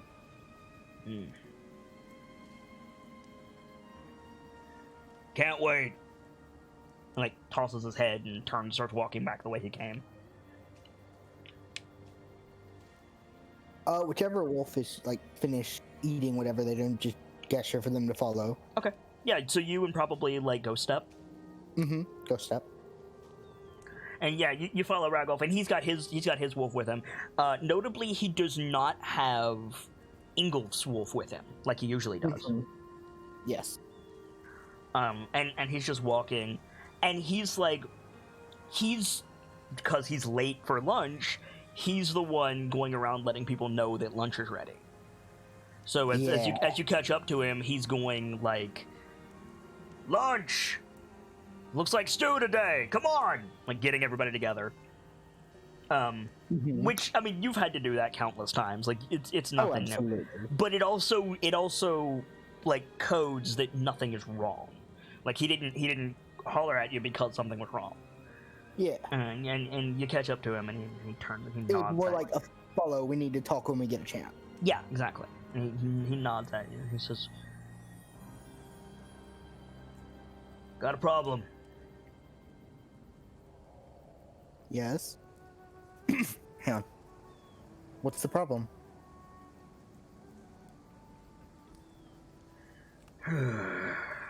Inatha wants you for the hunt. Why is that a problem? Because Old Man Ingolf says the winner of the hunt gets a nod.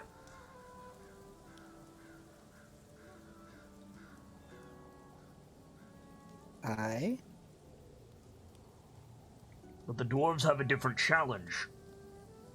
So, thought you should know. And I was wondering which way your wind is blowing.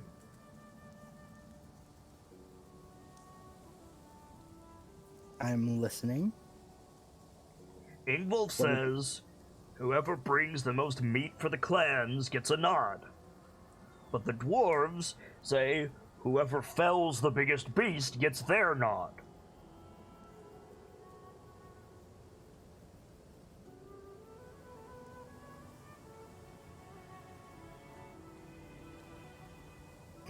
What was the...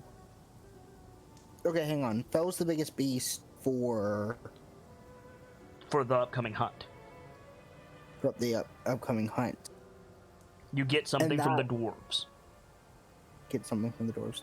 Was it discussed what that was? Nope, it hasn't been. The Great Hunt hasn't been officially announced yet. Like, at all. I'm leaning towards helping the clan over whatever the dwarves want.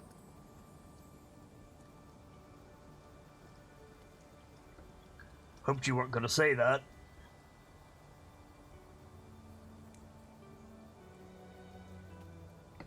Inatho Declaring is I'm going to first. name you champion.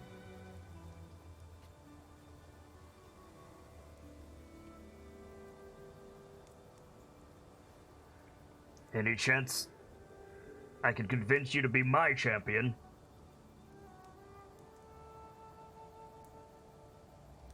What's the equivalent of, like, no, sir? Like, the most polite way to say no? Yeah, right. This isn't like I get it. Like you want to show respect, but at the same time you want to refuse. I think just like you could literally be brash and be like, not gonna happen, dude. Ah, fair enough. Like Ragolf knows you respect him. Yeah. Because Kilio does, yeah. I think she shakes her head and says, unfortunately not.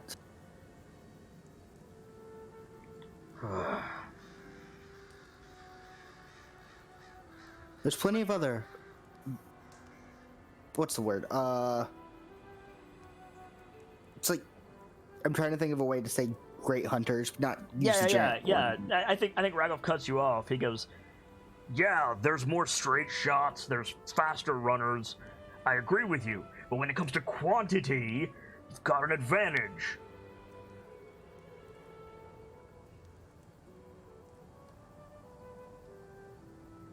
And you know he's talking about Stoneclaw. one. Yeah. The Silver one. Pelt and Ghost Step.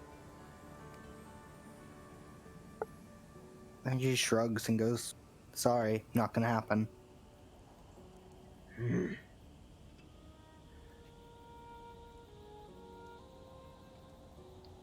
Any chance I could convince you to sit it out? Go with the dwarves, grow your legend that way?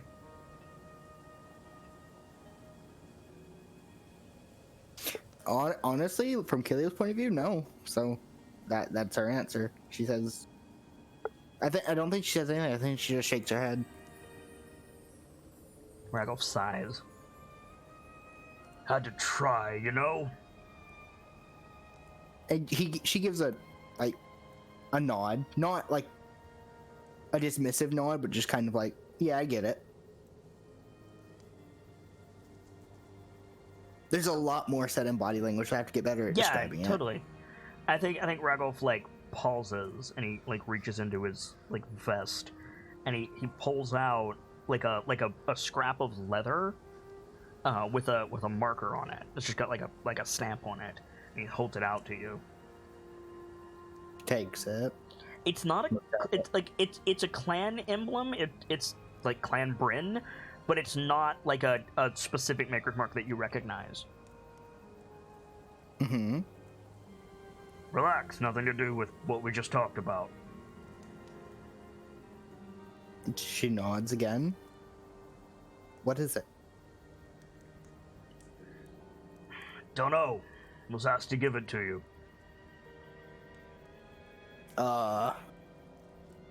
Okay.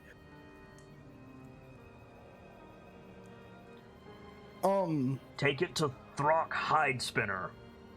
Rock hides them. Okay. Not a name you know. Not her name, I know. I'm assuming... But you know Clan Bryn. I do know Clan Bryn. I can just go and ask. Okay. I'm assuming even without a check, I wouldn't know who that is. Make a history check. It's not an easy one, but make a history check. Throck's not very famous. Yeah. History's not my best. Yeah, no. No, not a dude you know. To be fair, there's a lot of Goliaths here. There are so many Goliaths. We came up with what, 20 clans? No. We came up with, I think, 12 clans. But 12 clans. That's still a lot. there's still a lot of, yeah. And I think she nods and I think slips it into her, the coat she's wearing, the pocket of it. Yeah, and Ragolf just, like, turns away from you, like, yep, okay, I did what I set out to do, I didn't get anywhere, I'm gonna go back to my job. And I think that's exactly what she does, just goes back to the food. You're area. gonna go get a pastry? Gonna go to pastry, and then I'm gonna go look for Inatha. Okay. You're gonna have to ask around to find Inatha. Mm-hmm. But Right. you do, and you find out that Inatha is back at that, like, outdoor ring where the opening ceremony was. Mm-hmm. So we crossfade on that scene, and we get a much quieter scene. She brings all of her wolves with her. Yeah, of course. I'm just looking for Helio's theme. I need to switch this up. There it is. You see Inatha. You know, her hood is down, so her like wispy white hair is out to the wind. She's got a torch with her, and her wolf is at her feet. She's standing in front of the stage, where all of the like clan banners are set up, and also where the prizes were showed. Mm-hmm. And like you come up on her in out of the darkness of the snow, and she's just staring at Owl's pinion.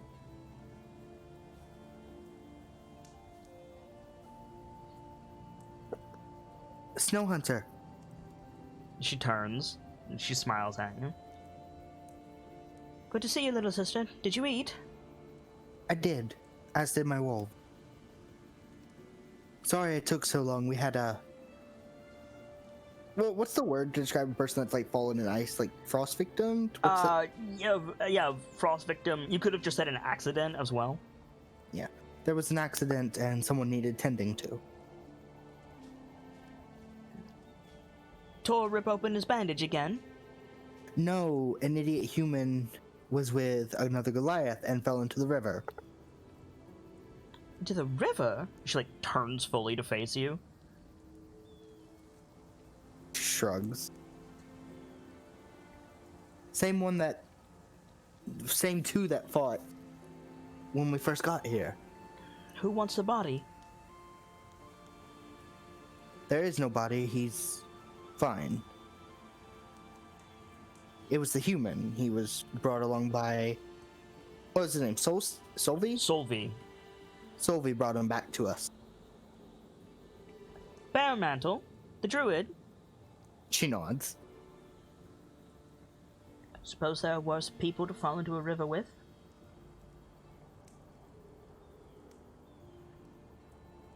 I think he said his name was Runyat. The human. Not a name I know. I didn't know it either until today. What do you make of that, little sister? And she gestures at the dagger on the plinth.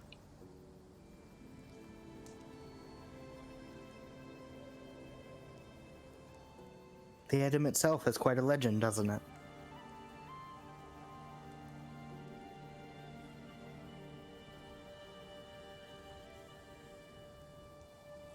It seems weird that they were so eager to offer it up. It's a risk. Aye. Is We it just on display here? Is there Yeah. anyone guarding it? No, there's nobody around except Inatha. I'm not sure I'm keen on letting it stay here unguarded. I told Ingolf to place sentries. Wolf's teeth, I went to Thorvald. Or not Thorvald. Balgrove. Sorry. Wolgrove, yeah. It was. I'm trying to remember that name and it just kept slipping. Suppose they need to be badgered a bit. Apparently, our host have the situation well in hand. But I'm not talking about that. It's a risk to give it to a champion. Not named by the clans, but from some dwarvish ritual.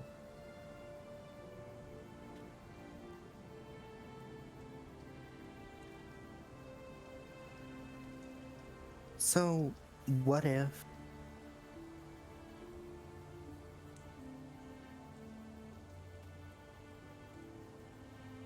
What if the elders among themselves decide if the champion does deserve it? Might be an idea to bring up.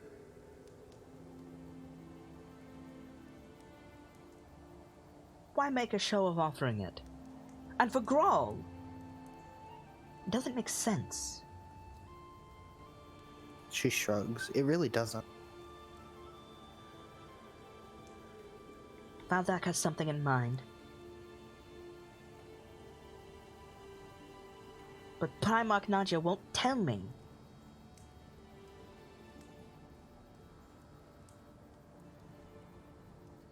I'm losing the name. What was the other contender for Primarch and Clan Roche? I'm losing the name. Ragolf. Ragolf. Yeah. You just I had a lot spoke of to names keep Ragolf. track of. Yeah. Ragolf. Ragolf approached me earlier. Are you well? She nods. Never struck me as his type, little sister. No, not for that. No. He asked me about the Great Hunt that's supposed to be happening. Of course he did. You should call him Ragolf the Eager. Ragolf the Impatient.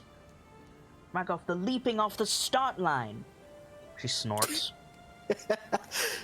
I think Kilio laughs at that as well. He's way ahead of himself. He's going to get Oh, so far no, ahead that Cor. his eyes are going to have to catch up and he's going to run into a wall. He ran into one when he asked me to be his champion. He did what?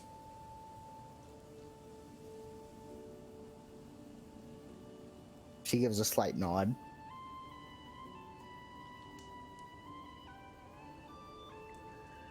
Jara's teeth, I'm going to have words with him. Probably more than words.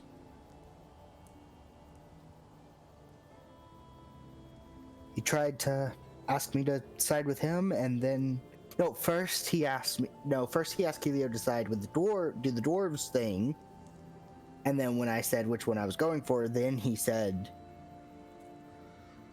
"Would you do it for my side, right?" Yeah, that's right. Yeah, I think she goes on and explains that. He was determined, but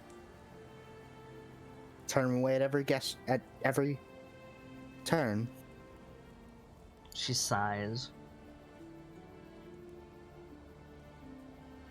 I think you should side with the dwarves, little sister. The prize is better. What is the prize? I can't say.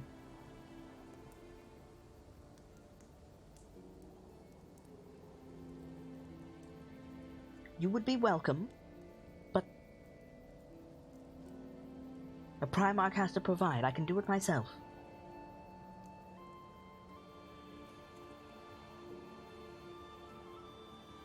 I think she looks at her wolves. Between me, Ghost Step, Silverpep, and Stoneclaw, I think I have a shot of doing both.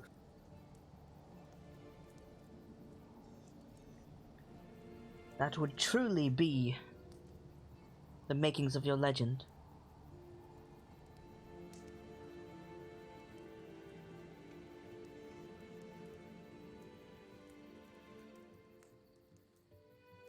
We have the numbers and we have the strength. As one, I'm sure we can do it. I don't have to stick to either one before we start the event, right? Just hunt. You don't know.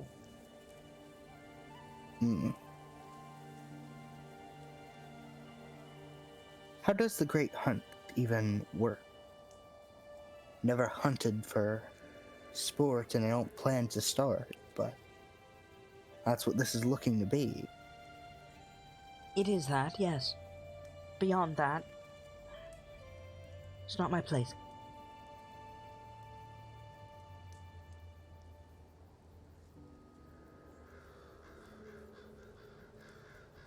She nods. Our hosts have a task in mind, whatever that may be, and Ingvolf has laid down a different challenge.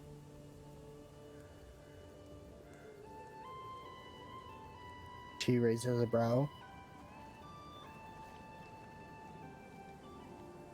I'm listening. She shakes her head. All will be made plain in time, Kilio.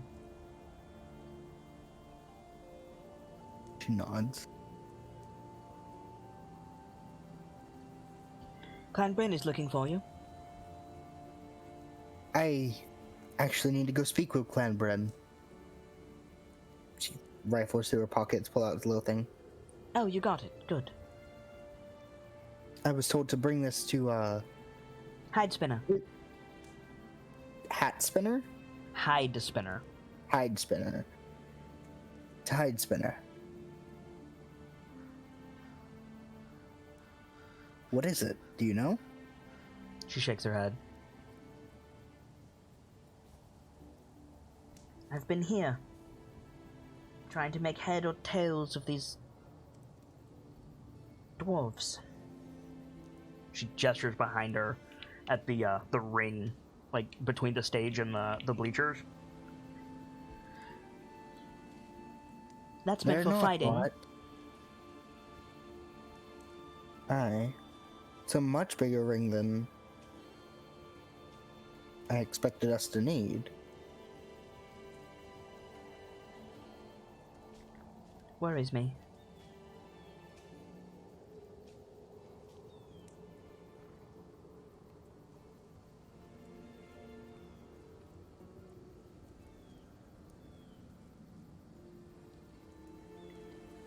Kilio, I want you to promise me something.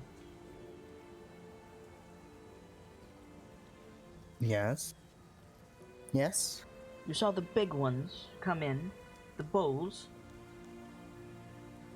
Does she know what they're called or just... I don't know if you know the word Minotaur. I think that's up to you. I'm gonna say at this point in time she just nods. So I think she just nods. Yes. Yes, I do. You're going to fight. I know you are. But if one of those stands across from you, concede. I... Concede? Do this for me, Kilio. And I will tell the clans that you did it at my request.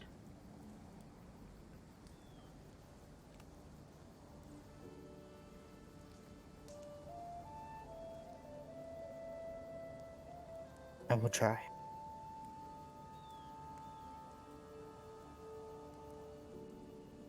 She sighs.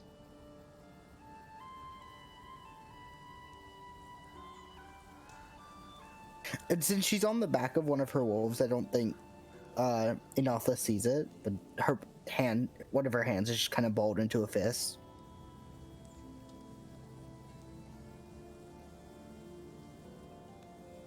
In her head, she's thinking, I know I'm small, but I'm not weak.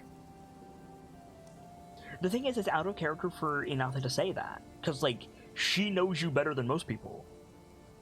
Yeah. Like, I don't think that was... I don't think it's reasonable, rather, for Kilio to assume that was Inatha calling her weak. Okay, wait. Okay. That was like Yeah. very obviously out of character for her. Okay. Yeah. Now. Yeah, I see it. Is something wrong? I've never heard you suggest I concede to a fight. That's not true. There's several times that I've told you that strength alone won't carry you.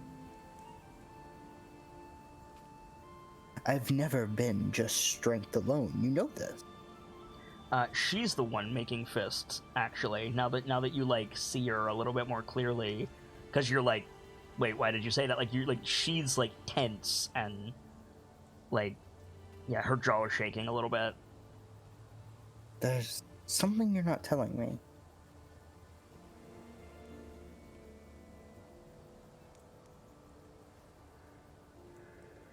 Primarch can't have doubts, Killian.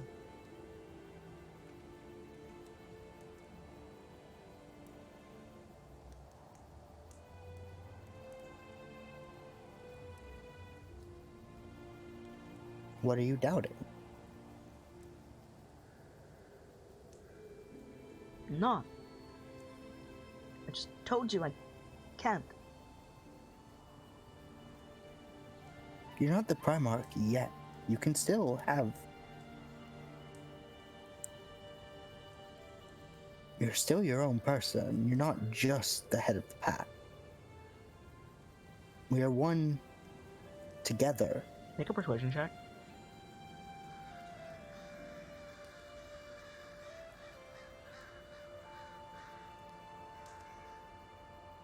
Come on, Dice. By the way, if you don't have inspiration, you have it. So if you wanna, that goes for all of you. By the way. Okay, yeah, I'm gonna reroll it. Okay. Better. Better. I think she looks away from you to wipe her face. And she looks back and she sighs.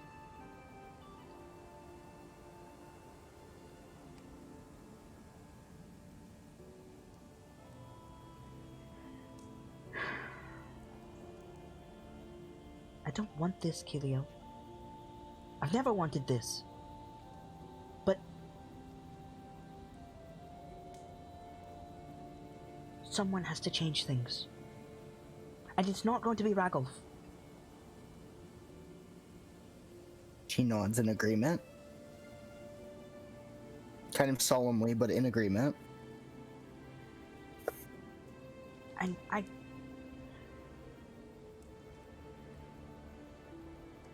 don't think that I can.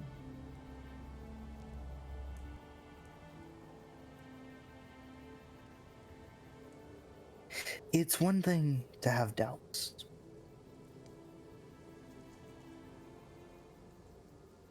Hang on. Let me think of how I'm going to say this. It's one thing to have doubts. It's another thing... No, hang on. Doubts are fine. But sometimes you have to make a decision and stick with it. Lose or fail, you did your best for the clan. I believe in you, and several of us believe in you.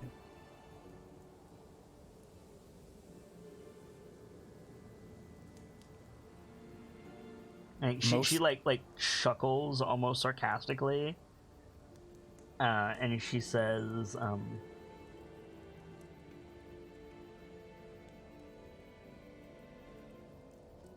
Suppose I should be asking your namesake what I should do next, hmm?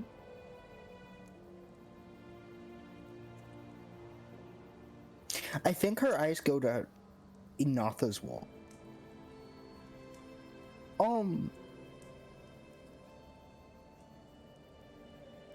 At what effectiveness would some sort of insight check be? Whether or not it depends on what you want to know. What are you looking for? I want to know whether it doubts Inatha's abilities or it has faith in them. You want to know whether to doubt Inatha's abilities or have faith in them? No, I want to know whether the wolf doubts Inatha or has faith in them.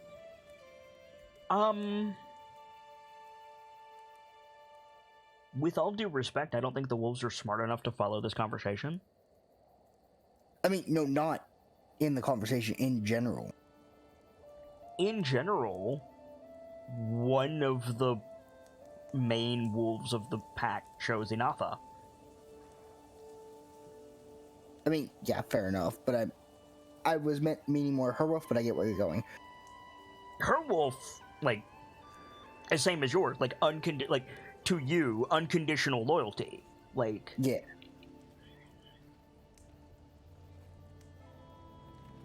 I mean, Jar did point towards you when it came time to choose a new order.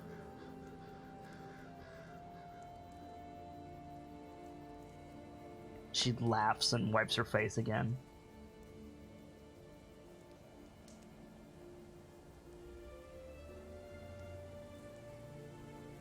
I'm not Jara, though. No, you have your own legend to forge. And so ask Jar for guidance. Then guide me. Was that directed at Kilio? Yes! Yes.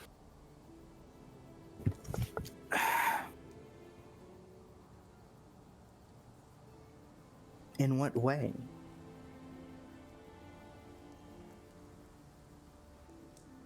I don't know, you guided Eric.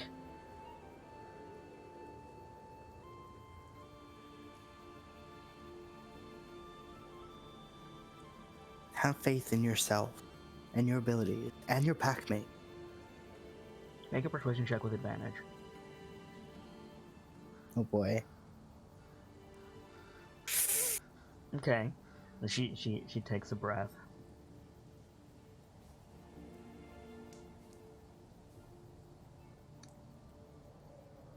Rise to the dwarf's challenge, little sister. I'll take care of the clan. I missed the first half. Rise to the dwarf's challenge, little sister. I'll take care of the clan. I think she nods.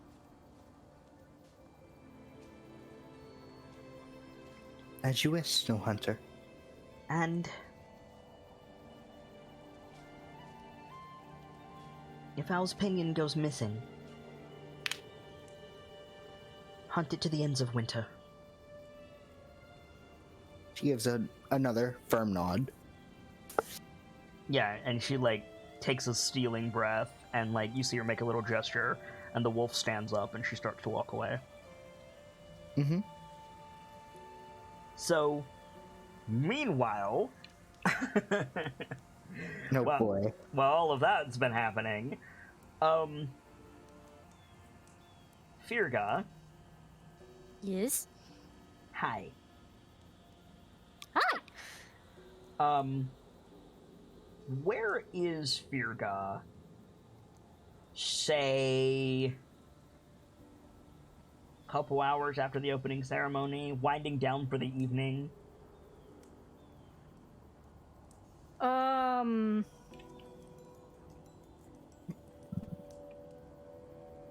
I think she'd be in the drinking hall, but she's not like right up front and drinking with everyone. I think she's like in a corner somewhere, just relaxing for a while. Okay, you know that there's no champions in here. Okay. Except for you. Like, you haven't seen most of the champions in, like, an hour or so. Okay. And everybody is on edge because an angel showed up. So there's a bunch of people, like, wondering what's going on.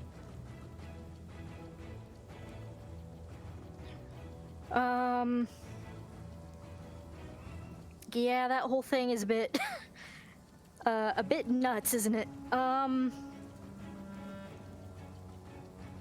I think she's like been in the corner, like sipping her drink and like probably reading something, but like noticing all the champions are gone, she's like, oh shoot, I should probably go see what they're up to.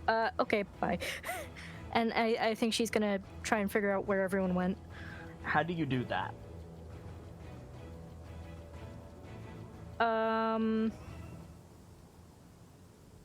Well, first she's gonna rack her brains, make sure she didn't forget that there was some important thing she was supposed to do, and if there's not, I think she'd probably ask around, like, "Hey, you see so and so?" Okay, yeah. So can you do me a favor and just roll a flat d20 for me? Okay.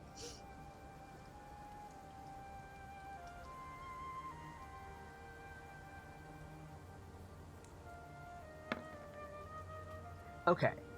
So I think switching gears briefly, Dwok, did you wait in the administrative building or did you go for a walkabout? Probably walkabout. Okay. Just So to I see. think Firga, in your like desperate attempt to like find all this stuff, you just bump into a becloaked Forgotten. You think it's just a regular old dwarf at first, and then like you realize Yeah. that like, oh, this is the angel. You're just walking around. Yeah, I think she like starts to walk up to them, like almost physically bumps into them. Hey, have you seen? Oh, I am sorry, Great One. I didn't mean to disturb you. And she's like fretting, like how do I address the Forgotten Ones? Like, you know? What title? What surname? What clan? I I'm terribly sorry. I'm not entirely sure how to address you. And I think she realizes she's bumbling and just kind of like shuts up, like. "Eh."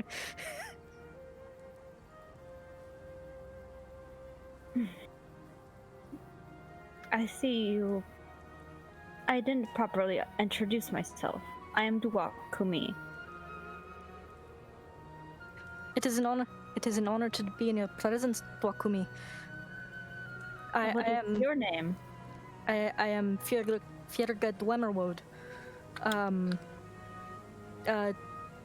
Champion of Gontol, hopeful champion of. she goes back to mumbling to herself, like she almost has to physically stop herself from mumbling. Champion Dwemerwood, she finally lands on. Ah, I asked for you, but I see that. I'm terribly sorry. I didn't get the message. What can I do for you, Great One? You're lost. I lost the name. Heck. What name are you looking for? Also, Gracie, you've got just a little bit too much gravel in your mouth. Sorry. The person that I talked to in the beginning. His dwarfish name is Fermagranen. His common name is Greymaster, and his title is Kandatragar. Greymaster, got it. I had asked Greymaster if I could talk to you, and they kept pushing the other champions and basically forgot about you. I have no idea where he went. I think she's like a little surprised that an angel would be interested in her, but she's like, what can I do for you? Is there anything you need?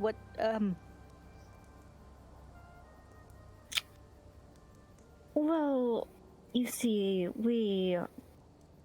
there isn't a lot of time to. I'm sure you've noticed that spring has not come. It's rather dark for this time of year. I remind you that you're just on the I think- street currently. I don't think Dwok cares. I don't think Dwok cares, but Firga might.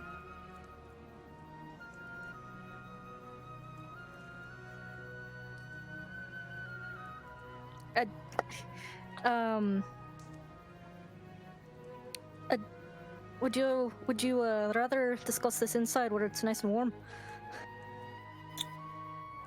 I don't want to get that many people riled up. Although my presence hasn't really been helpful.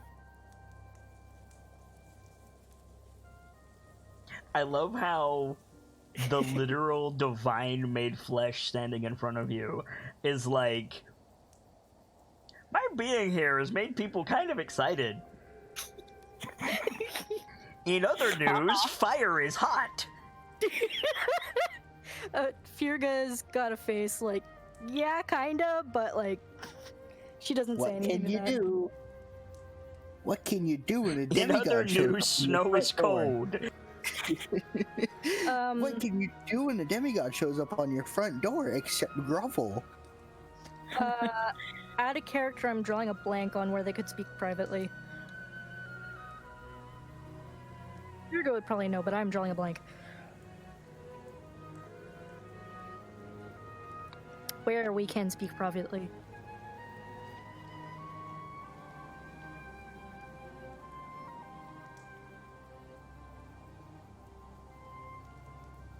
I just realized that I'm muted. There's not a lot of privacy around here. Some of the merchants would have their own tent. But I would say, like, you have not had privacy since you left Gontalgram. Yeah. Except, like, in the privy. And even then, it's, like, wooden barricades. And even then, it's women's room during intermission.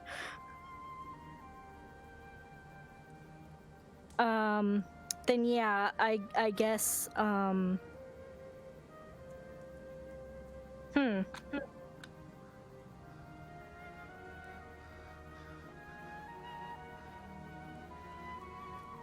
You can go walk on the river.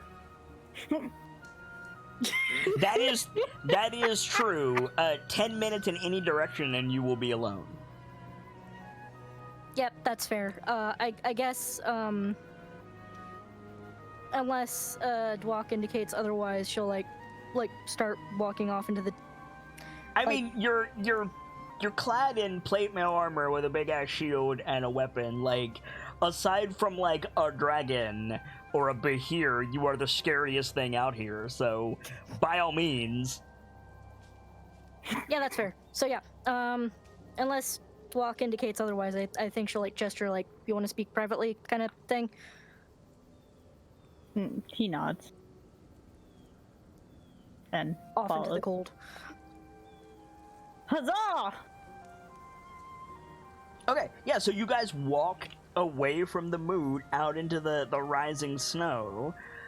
Fear, can you make a Constitution saving throw, please? It's cold out here. Okay. Of course.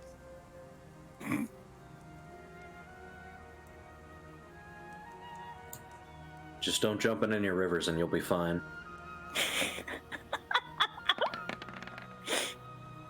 I would sink like a brick because plate mail. You would. So would Dwok, to be fair. It's not pleasant marching out here, but it's not gonna hurt you currently. Okay.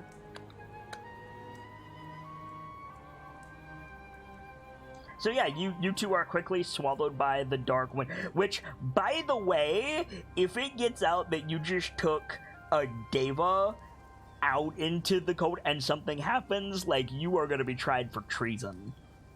And, like, heresy. Oof. So let's just hope Don't nothing die. happens to the demigod. Oh heck, wait, I don't die. But yeah, you guys have, like, you're alone now, so as you will. Right, Deirdre draws her axe with malicious intent. lol, no. Right, what can I, how can I help you? Great one. She still seems, like, really nervous, like, what do I do? Calm yourself. Okay. Given what you're about to say, Dwok, about the worst thing you could say is calm yourself. So I So think you're not wrong. I think Furga makes not makes a point, but like she visibly like tries to compose herself. It doesn't work, but she puts the effort in.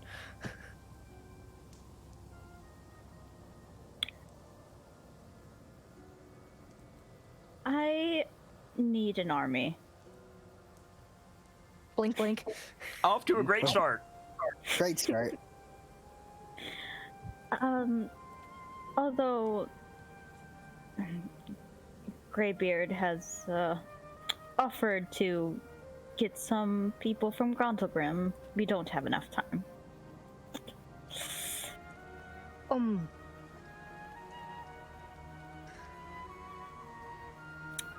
Well, Gontogrim's got the finest soldiers in all the Gresherlons, but if I may ask, Great One, what do you need an army for? The giants are back. Blink, blink. Just drop that bomb right there. Okay.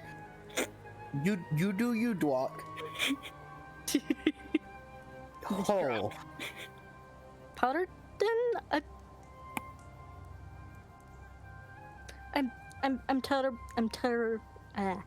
I'm terribly sorry, Great One, but did you just say the giants were back?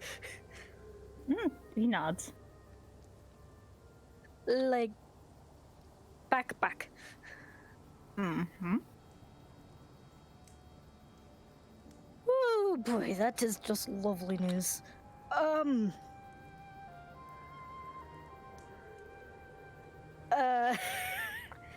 just gonna make a roll on my own behalf. 1 second here. I want to see if she panics. Panics out here in the snow where nobody can find you? Sounds like a great idea. Okay, so she doesn't go full panic, but she's like, right, army, we should alert, we should alert Greybeard and the, oh good lord, there's so many people in. His name is Greymaster, not Greybeard. I feel like Sorry. Greybeard invested, Grey so Master, people call him behind his blah, back. blah, blah. They call him Greybeard behind his back. Greybeard. Yeah, no, sorry, that's Tolkien butting in there. We should what am I saying? You've probably already alerted Greymaster.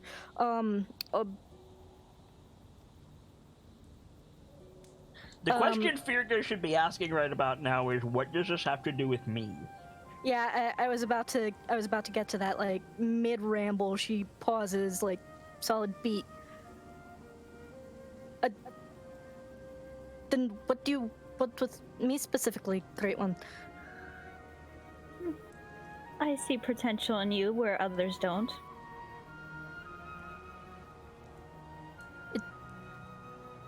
Me? Pardon? You've been here all of 8 hours. I am only.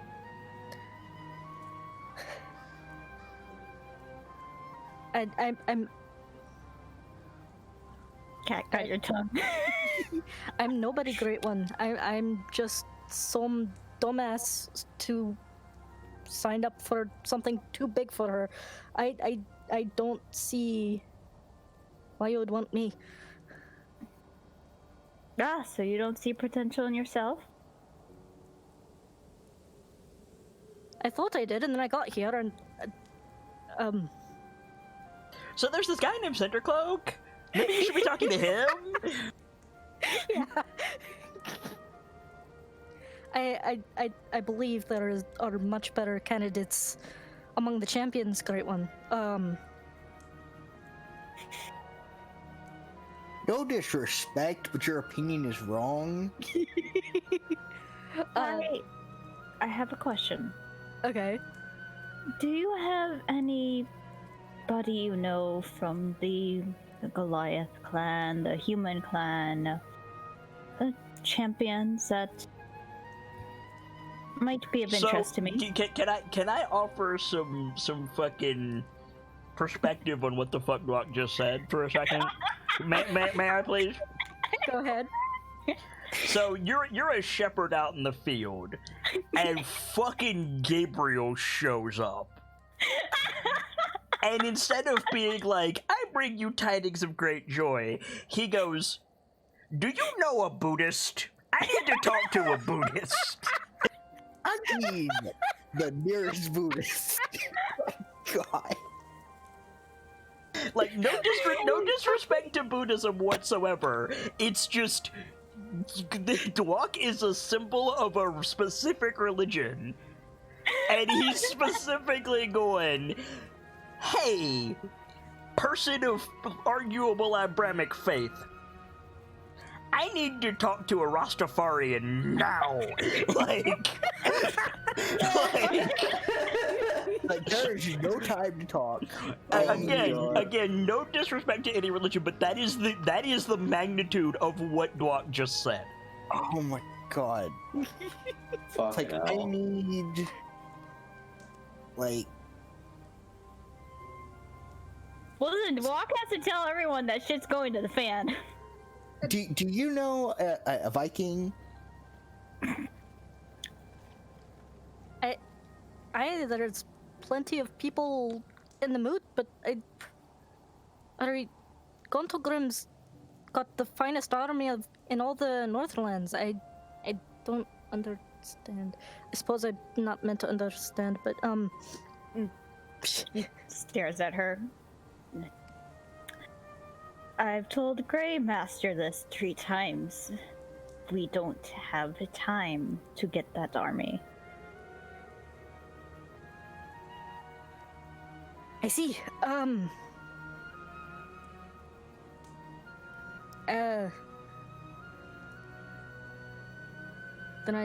Then I suppose it's a question of all hands on deck. I don't know the other groups very well, but I'm sure there'd be many strong champions to choose from among them. And she's like racking her brains for like, does she remember anyone that seemed particularly strong among the other groups? Let's see. That seemed particularly strong.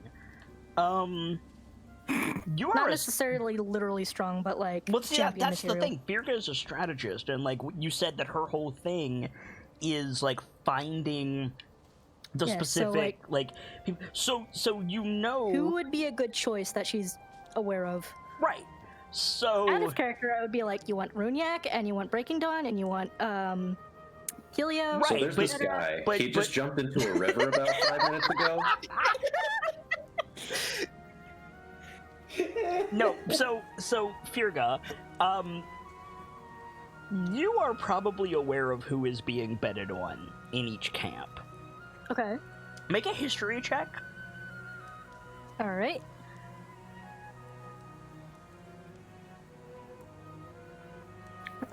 Dwarf gambling. Great.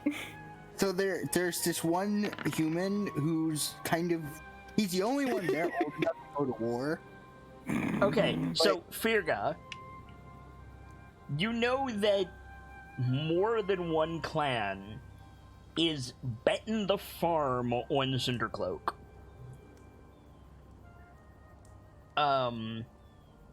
So that's definitely something in the forefront of your mind. There's a lot of money riding on Cindercloak. A name that keeps coming up, must be important for some reason, in the tours, you don't really know why, you just hear it a lot, is Sprouting Earth. Among the Goliaths, excuse me, that Bulgur the Ironclad guy is apparently popular. That's a name that you've heard. Among the humans, the Alder is a big deal, but he's the Alder. The favorite champion to win among the humans is Siegwolf, and you don't know anything about the orcs currently. All right. I haven't met any of them personally, I don't think, but I keep hearing the name Sprouting Earth thrown around a lot among the tours, whoever that is. There's Bulgur the Ironclad, I've heard that name. Among the Goliaths, and there's Siegwolf, I think the humans are betting on. I I don't really know anything about the orcs. I'm sorry.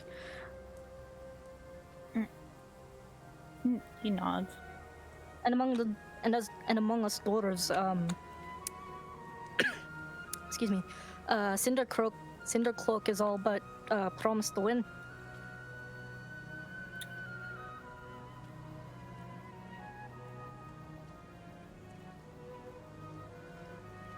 Could Hello? you take me to the Goliaths? Oh, this is gonna go great. Oh no. She makes a face like daunted. All right. They're this way, I believe. On the one hand, this is entirely a job for someone else. On the other hand, you can't really tell a messenger from God no. Right? On the one hand, this isn't my job. I don't get paid for this. On the other hand, holy fuck God.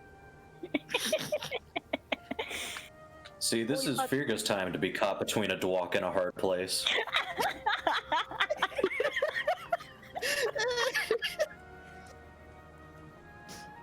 Side note, holy fuck gods is how we get ASMR. Yes. Yep. It's also how Zeus's children happened. So right, I'll lead them to where the Goliaths have set up. So you go back into the camp. And sorry, did you ask for the Goliaths or the Taurs? She said Why? Dwarfs and Goliaths. Yeah, to the Goliaths. Do you go back to the moot through a gate, or do you like creep back in? Probably come back the same direction we left. You know. Yeah, you just Sort of kind of left. Okay, so you come back, and the dwarf camp is completely in disarray, Oh no. and immediately, like, you hear people, like soldiers are like running through the dwarf camp, like looking for, and everybody's like, we have to find the messenger. We have to find the messenger. Oh no. Oh no. I fucked up. Great one. You should probably Raises a brow. I think everyone's in an uproar looking for you, Great One. I'm sorry, I didn't mean to cause this much panic. You won't get into trouble with me. Technically correct. If God's safe, you're fine. You're fine, dog. I think I don't know who it should report to specifically, but at some point she would probably stop. Like, no, it's fine. He's right here. It's fine. Wasn't my fault. Please don't hurt me. If you do that, you're gonna bring the Kandatragar down on you. Let the demigod handle it. Yeah. The demigod is like, fuck it, let him panic. Like,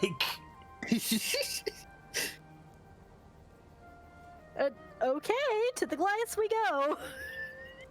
okay, so you roll up to the Goliath's area, probably like, I don't know, Kelio's not there. Kelio is away having her moment. So you roll up to the Goliath area, probably as Runyak is finishing eating and leaving. So I'd say Runyak, you exit the long hall as like one of the like omnipresent dwarves comes by like on patrol, and they're bringing like a becloaked dignitary with them. I think Furga like gives a nodding greeting but doesn't say anything because we're not looking for. Wait, that's the altar, isn't it? Would I recognize the altar, or would I have just heard I mean, of him? yeah, you would recognize him because he's the only human here who can grow facial hair. Hey, it's that idiot that fell in the river. So I think she like nods in like greeting but doesn't say anything, and then like this brief light bulb type face, and she says to Dokumi, a Great One, I believe that's the human older. If there's anyone among the humans you should speak to, it would It'd be he who would know them all. Dwok nods.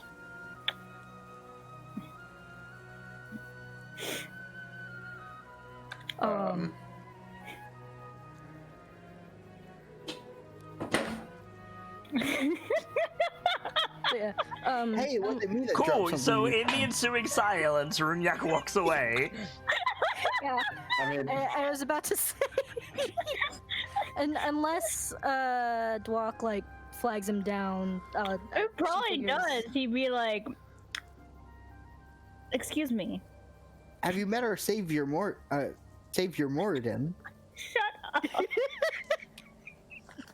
So Runyak, like this dwarf in like a merchant's hood, like comes up to you. hey, could I help you with something? Elder Runyak, I take it. Aye. This is Dwak Kumi. They have something very important to discuss. And you can tell that she's not in her element. Like, she's supposed to be standing guard, not like introducing you to. So a merchant has a deal for you, Runyak, is what's going through your mind right now. Like, oh, okay, somebody wants my money. Meanwhile, Firga completely misses that because it's a forgotten one. Of course he knows what that is. Like, he also cannot tell that the dwarf with you is made of stone because Dwok is currently berobed. Yeah, hooded figure. Wants to offer me a deal. Definitely wants my money. This couldn't go possibly wrong. They were looking I for wonder whatever you're selling. Okay, Throw that out. don't know what the merchants would need with me, but sure. I'm happy to hear anything. No, this is a.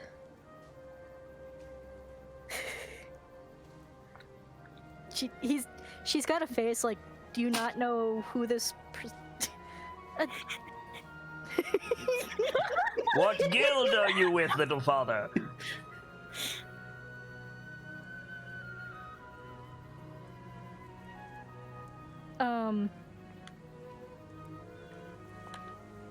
Wolf I is think she- feasting on the awkwardness right now. It's so great. It's good.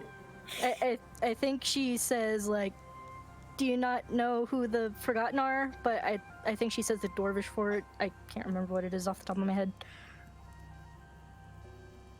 The who now? Sorry, I'm not fluent in Dwarvish. Takes off hood. Okay, Oh, so it's slightly interesting. The merchant in front of you seems to be made of stone. Oh no. It is a dwarf made of, like, the significance of it is completely lost on you. Yes. This earth person is made of earth.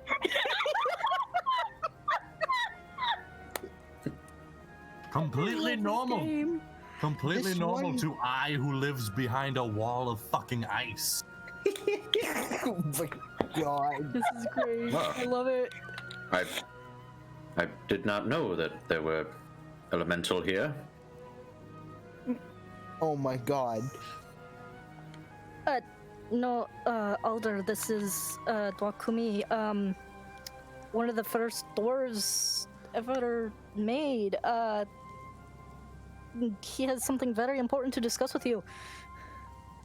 Like, Oh, You wow. have to explain a whole mythos to get another race to understand what the fuck Dwok is. It's quite nice to meet you, Dwak. What can I do for you?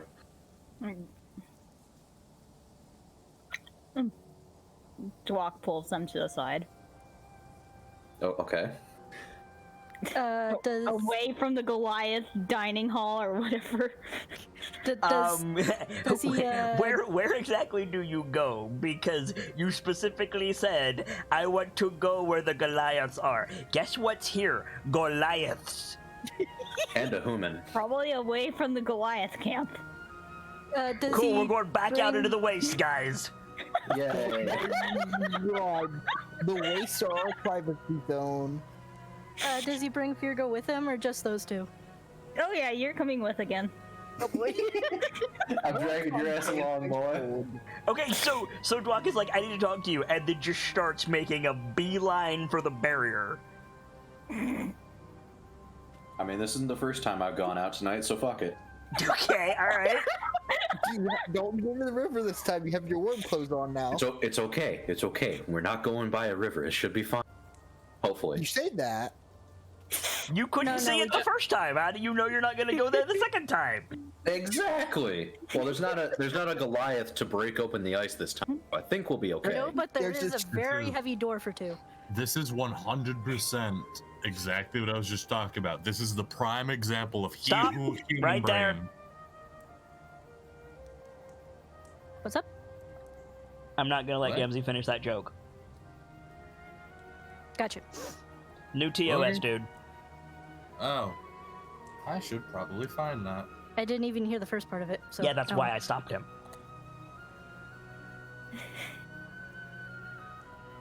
Anywho, heading out into the wilderness. So yeah, so again, out into the snow your asses go. Everybody who's not Dwak needs to make a con save. Oh boy.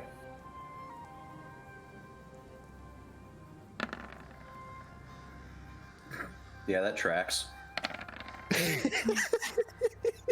Okay, Firga, you're fine. Runyak, like you're having a day, boyo. I've been having a day. Oh my god, this is so fucking funny. I eat.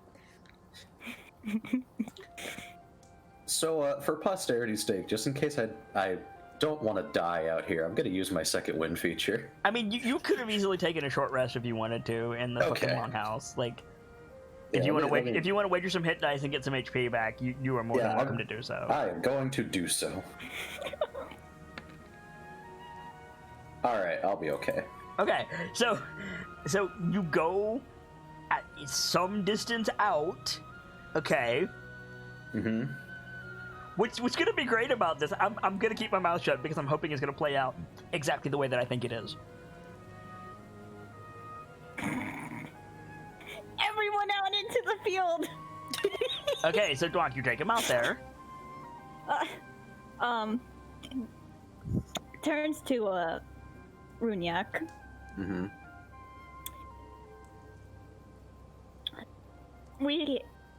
Let me get my voice. We have an issue. Oh, A is slight is- issue. something happening in the mood around here? Or?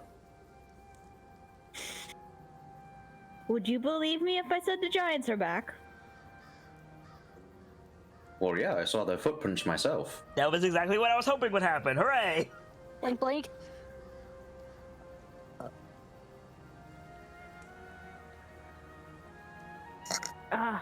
So you know. Yes, it seems as though the dwarves had no idea, the orcs I have no idea about. The Taurs seem to be the ones that knew the most, actually. I should probably talk to them at some point. Well, yes, spring is not here. And we don't have much time I certainly wouldn't think so. because we also have another issue. Oh? The Frost Maiden is here. I think just slight Sorry. shudder. Ooh. So the rumors on the Dale were true. Nods. We don't have much time to get an army, Yeah, no, So certainly we don't. so I need to look for some champions to help me with this issues. Does Firga know who the Frost Maiden is, or Make a religion check.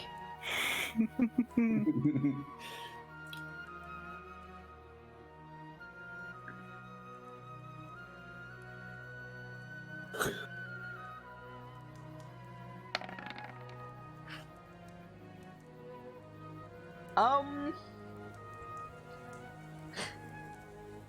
don't know if pagan is the right word, but it's some human folk story.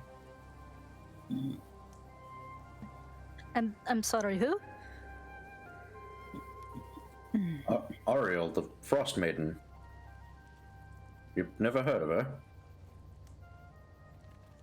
Shakes her head no. She's rumored, at least, to have been in the Icewind Dales. And apparently, as of recent, some people have started to hear whispers in the Dales of a womanly voice. Alright, I'm not sure what she'll entail, though with a name like Frost Maiden, I can take a guess. Well, with her and the giants coming back, we're certainly slated to see, well, I don't know if apocalypse would be the correct word, but it's up there. Suddenly, the permanent night and snow this far south starts to make sense, Runyak. Yeah. Oh, yeah, it's all starting to come back to me.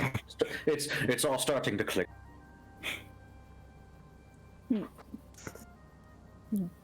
And all of a sudden, that army seems all the more urgent. Right, so how many exactly are you looking for?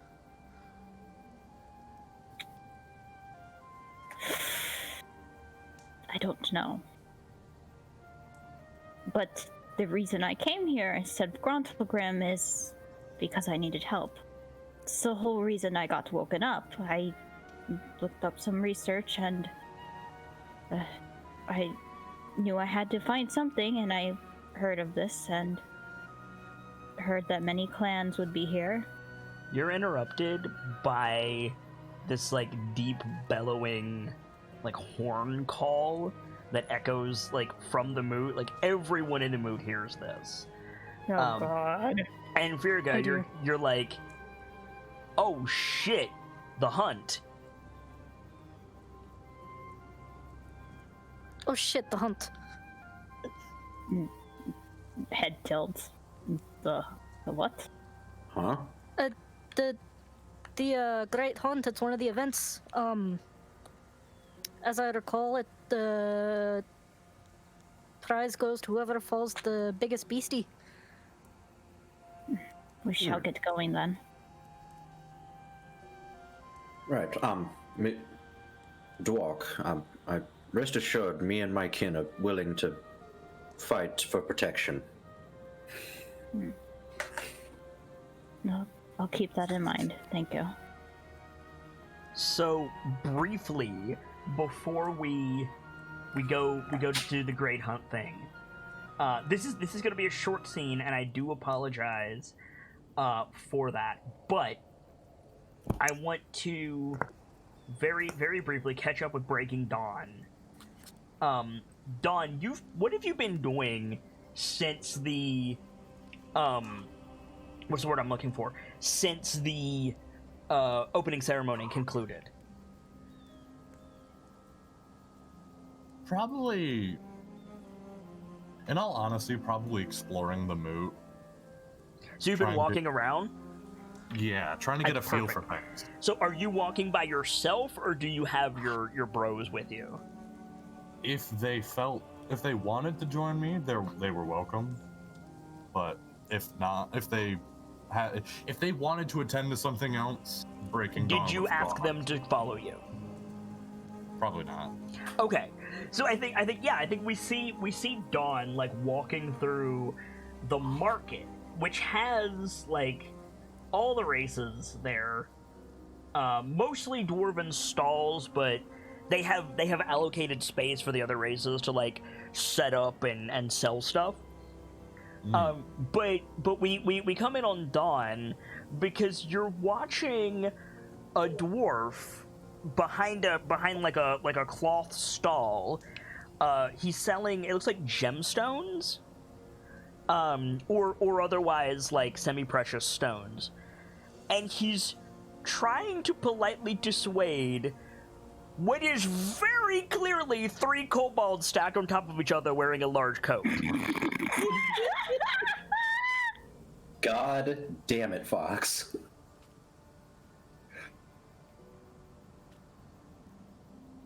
And we see Breaking Dawn just like watching from a slight distance as very obviously this like reddish purple like scaled kobold hand like comes out of the coat and picks up a stone, and there's like an obvious like slurping sound as the kobold licks his lips, and he says like, And how much for this one? and the dwarf is like, I don't think you should be here. Your people weren't invited, and I don't want to cause a problem. and the kobold is like, What? The human camp is right over there. you're with the humans, are you? Of course. What's your name? Human? My God.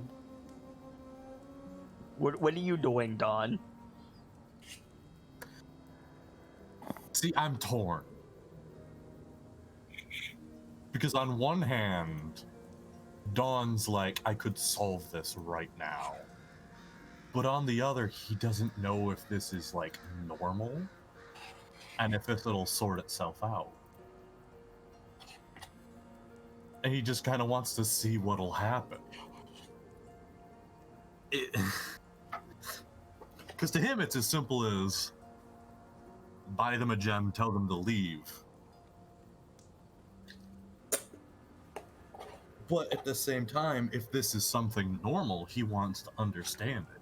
I mean, it is 3 kobolds standing on each other's shoulders, wearing what is probably a stolen cloak.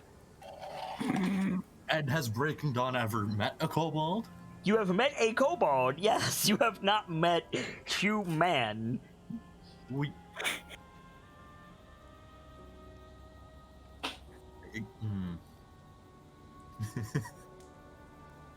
I guess to his judgment, this is a situation of another instance of this is stupid, I'm going to fix it. Okay. In the most Tor way. It's which boils down to walking over and just being, what is your cheapest gem? I think the dwarf like looks at you and reaches down and he pulls out just like a chunk of like opaque quartz. It like plunks it down.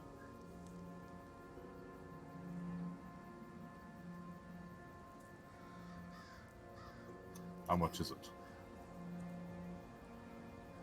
For that. 3 gold coins. I think he looks at the kobold. I will buy it for you if you leave. We were invited here. I mean, I was invited here. Ow! Oh my God, this is so dumb and I love it. Right? Your disguise is faulty. I'm not hitting the right low. What disguise? We're not wearing a disguise. I mean, I'm not wearing a disguise. I mean, your ears look funny. Your ears look funny. Oh. That's it, boys. We've hit peak D&D. It can't get any better from here. Oh, it can. Oh. I love this group. This is great, and I love it. If you are human, why do you have scale? The dwarf leans over like, yeah, why? And without missing a beat, the kobold on top says, Because we're part of the clan of the dragon.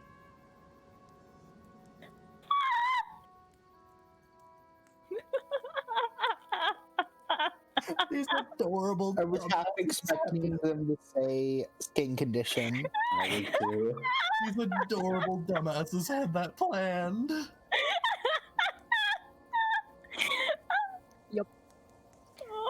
Oh my god. More You over. man always comes prepared. Great job, Kit. Great job. Peak GMing. This is the peak of GMing right here. Oh my god. This is peak game. This is peak D&D right here. We can't get any further. Wait, I'm what do upset you that want to Sims do, isn't here. Don?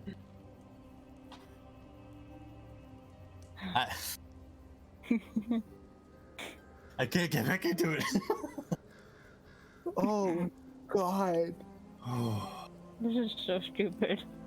I'm taking a combination of psychic damage and healing from this. You will take my offer, or I will remove you.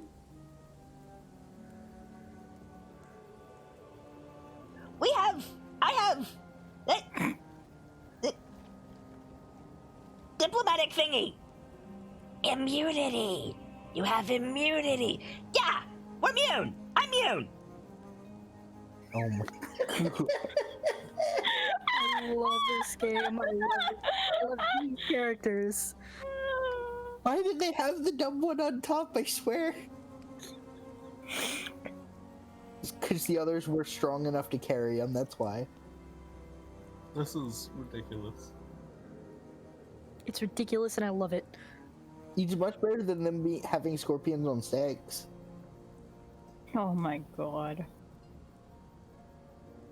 Don, what do I you don't do? even know- I don't even know how Breaking Dawn deals with this. He's never experienced this much resistance from anything but a beast. So you go to open your mouth, and that big like horn like blasts out. The kobolds fall over. Literally, all three of the kobolds like, into the snow. They scramble back together and stack up again, but the one wearing the cloak is in the middle.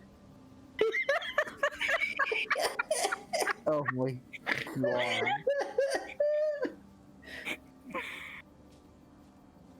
And so there's just a kobold out in the open. Correct. And human is now about 2 feet shorter. And so the dwarf is like, Hey, I don't think kobolds are welcome here.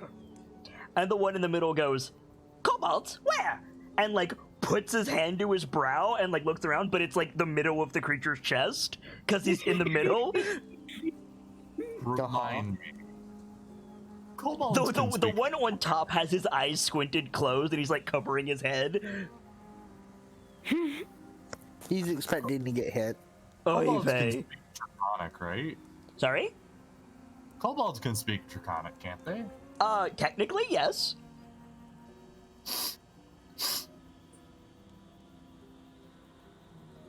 Oh man. Kobolds worship dragon. What do Correct. what do they refer to the dragon they worship as? Because they probably have some term for it, right? Yeah, it depends. Usually, like, master.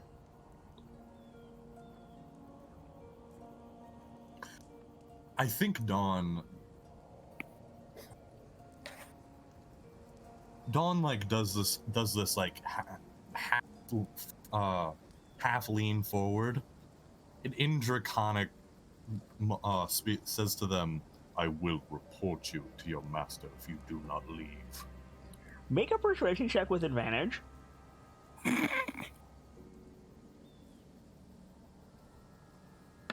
God, that's so mean. Okay, so what happens is the kobolds jump off of each other's shoulders, line up, and like start like bowing and scraping to you. Like, we're not worthy, we're not worthy. So you have two mostly naked kobolds and one incredibly over-encumbered kobold, like doing the like Bill and Ted we're not worthy in front of you. Nino or Dawn know how to process this. That did not work. I mean, it No, worked. it did. You have We're 3 too well. kobolds following your every command. You can take them back to your camp. Totally do that. Oh my god.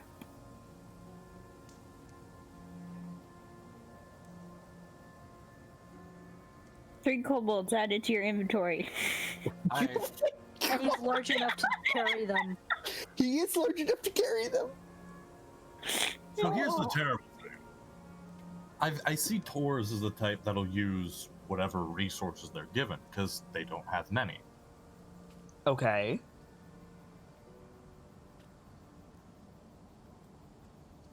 I hate this, but this idea came from Dawn's thinking. Fried kobold. If you want, he continues this in the Draconic. Fine. If you want your immunity, you will stay close at my back, and you will leave the moment you are told to. Can you make a dexterity saving throw, please? Oh. They're gonna leave on your back. You're taken off your feet as they duck between your legs and post up behind you like sentries. So does Breaking Dawn just have like 3 kobold sidekicks now? Yes. Oh my god. I mean, no, he has an ordinary human sidekick. yeah, named just ordinary Human. human. Breaking Dawn has turned into a big Killio. I think he just does this. Oh my god. He does his angry growl is a way to describe it, but I don't know if that's accurate. But like as he gets back to his feet, he looks to the merchant and he pays The the merchant 3 is chuckling into his beard and trying very hard not to make things worse. He's gonna pay the 3 for the hunk of quartz, Okay. and then an extra for him to say nothing about this.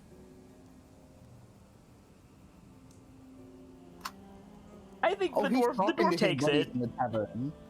What? He The dwarf takes it. Passes you the quartz crystal.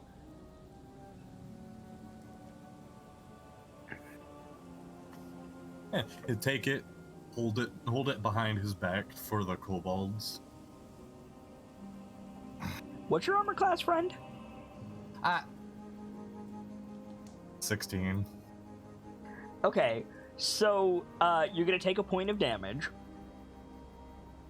You hold it behind your back. One of them bites your wrist, causing you to drop it, and then there's just a dust cloud of 3 kobolds fighting each other, trying to get the quartz crystal.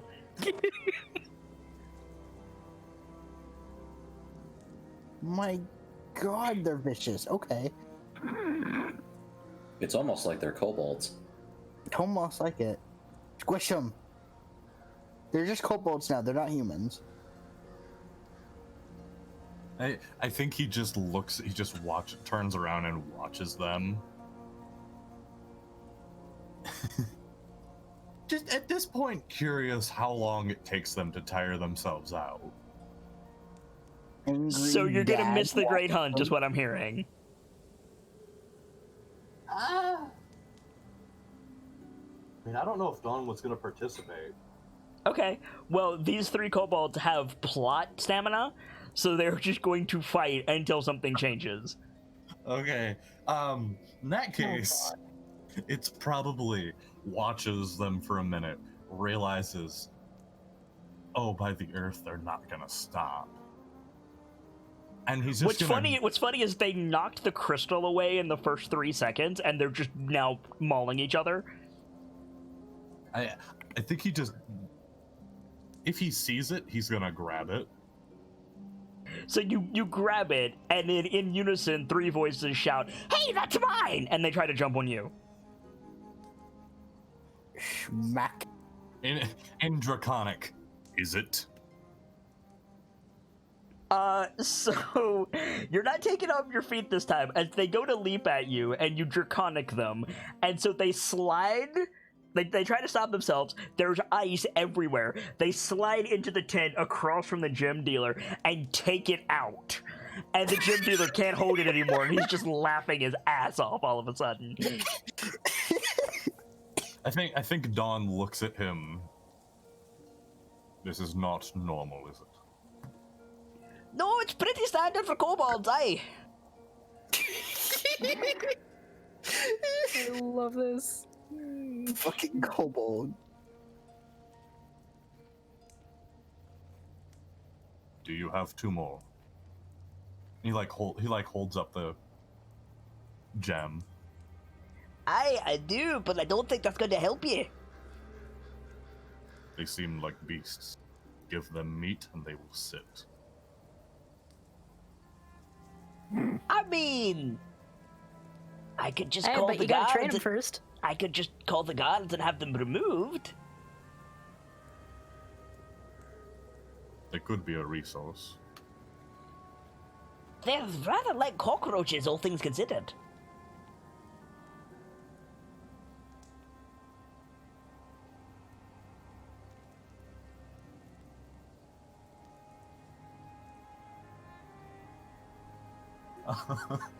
I'm not sure you know what a cockroach is.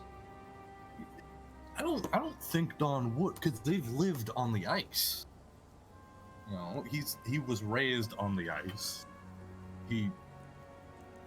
Cockroaches aren't particularly fans of water, so Or cold. or cold. I think it's just this. Hey, what? They're pests. I got something better than a crystal. And he like reaches under the like counter, and he pulls out a heavy crossbow. It's like, If you want, I can take care of them. they're still killing each other in the tent, by the way. They're It's just a still ball of like cloth. attacking each other.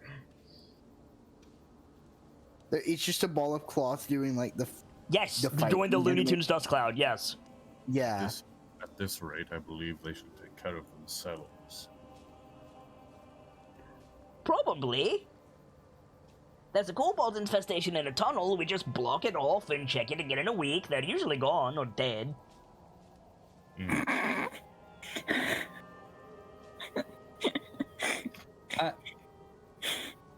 Now, this may be a god-awful plan, but I love it. So they took the tent out, yeah? Yeah, they are now in the what used to be a tent.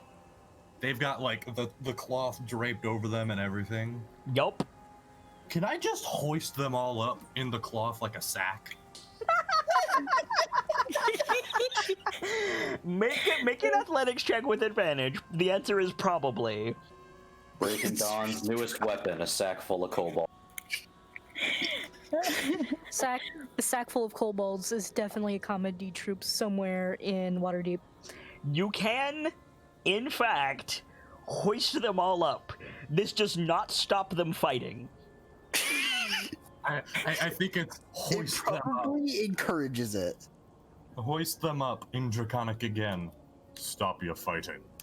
Immediate stillness from the tent. We move.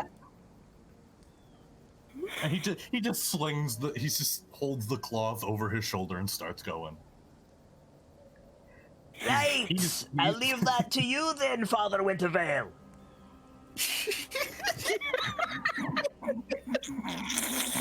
Nice. Dawn has discovered a resource and he thinks he can use it. So where are you taking them? They're coming with him on his walk. Okay, fair enough. So now that that's happening, there's a bunch of dwarves moving through all the camps, like as criers, and as they go, they're just shouting like, Hunters! Rangers! Make your way to the stage. The great hunt is about to commence.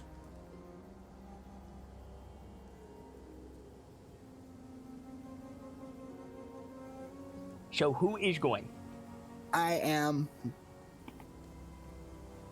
Keelio is do a go. Who else?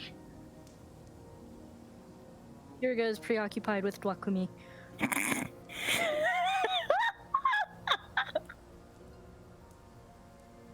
Don walks up. I would like to place time for the fastest hunt ever. 0.00 drops the sack.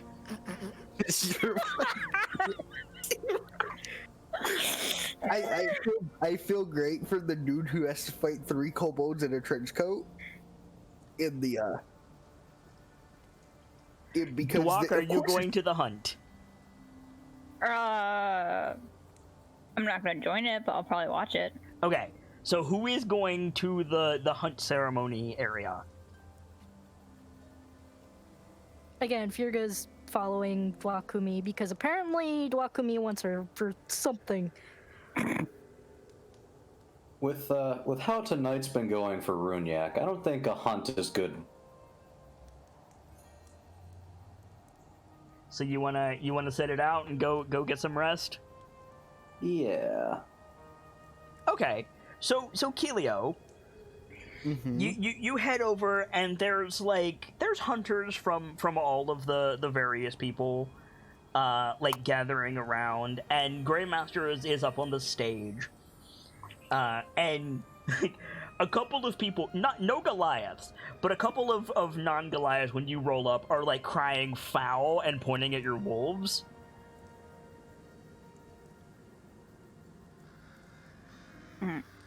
Right. And you see there's a ticking, I say ticking, there's a falling hourglass like on display near the vizier that is like rapidly running out.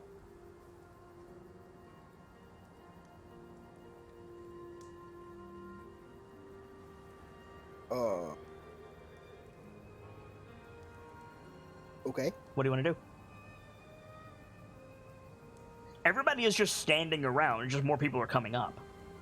Yeah, I'm gonna wait for find a place to wait. Okay. And make sure my wolves are situated. Nobody needs patching up or anything like that. Nobody's got briars or anything.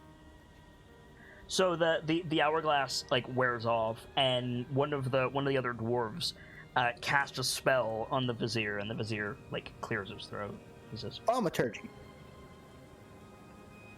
Sorry, I know my spells. "Hunters, the coming days of this festivity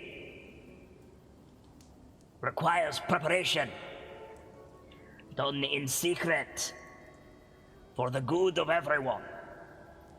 You have a chance to earn prestige, but in exchange, you'll not be sleeping tonight.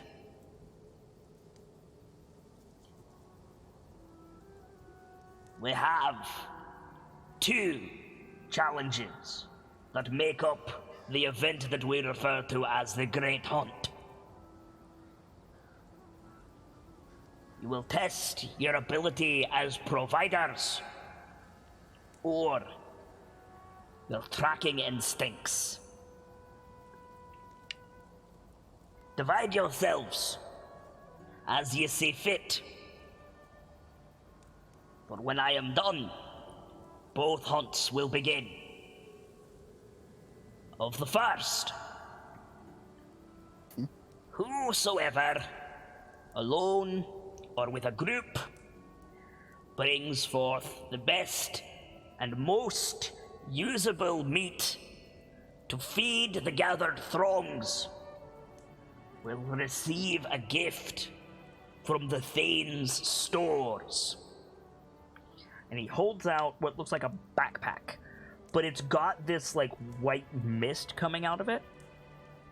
And he says, an artifact of the Forgotten. Whatever is placed inside remains in the state that it was placed in when it is returned, no matter how much time passes. But if you've your eye on a more exotic game, Grim lays forth this challenge.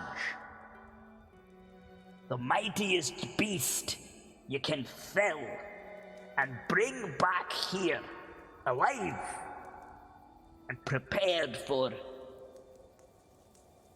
future engagements, let's say.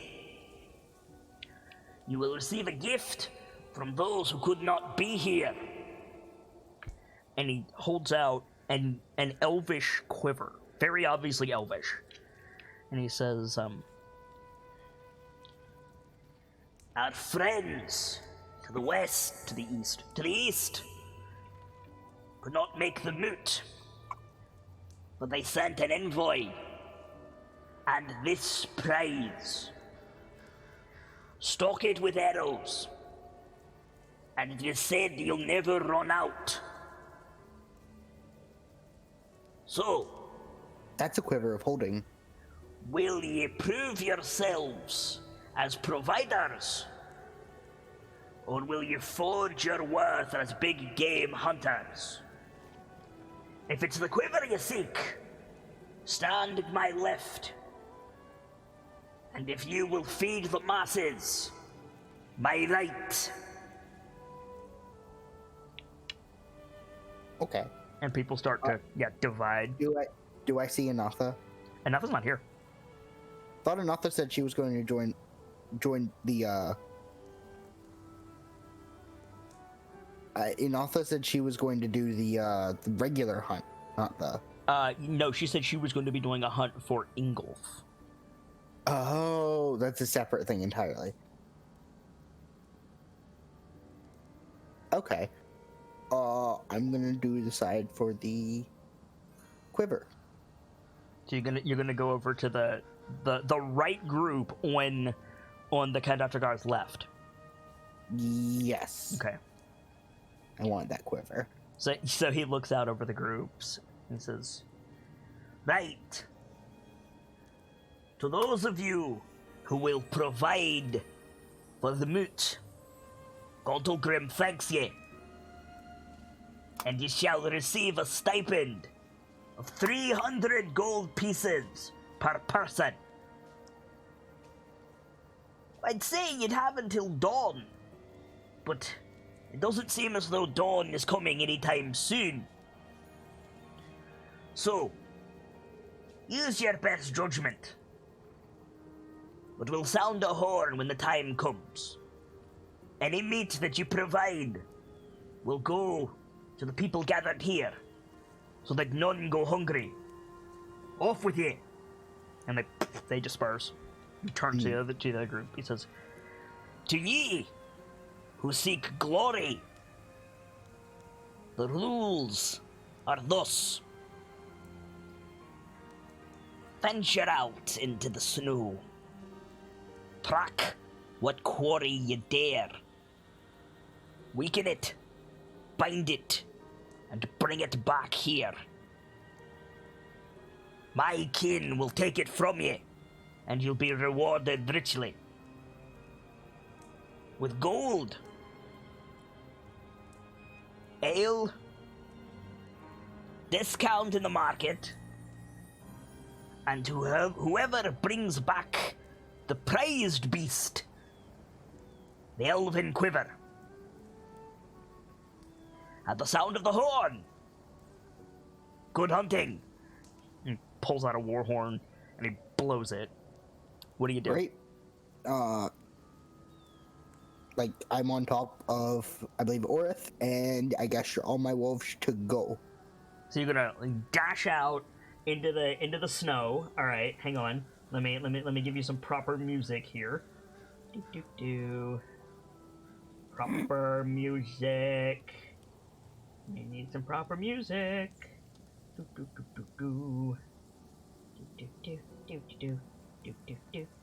Do. Come on. Give me something.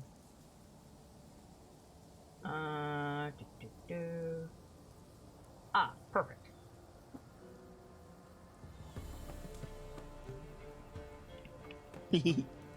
So, you dash out into the snow. What is your objective? You know this area, Kelio. So you know it is where two rivers meet, and then continue on. So it's a basically T intersection of rivers. It's mostly plains. You're in like the foothills from the spine of the world. There's some forest in this area, but it's mostly open plains. There are some rocky caves around as well. What are you looking for? I want to go closer to where like the caves and stuff are. Okay, so you want to venture out. Make a survival check to get into that area. Okay.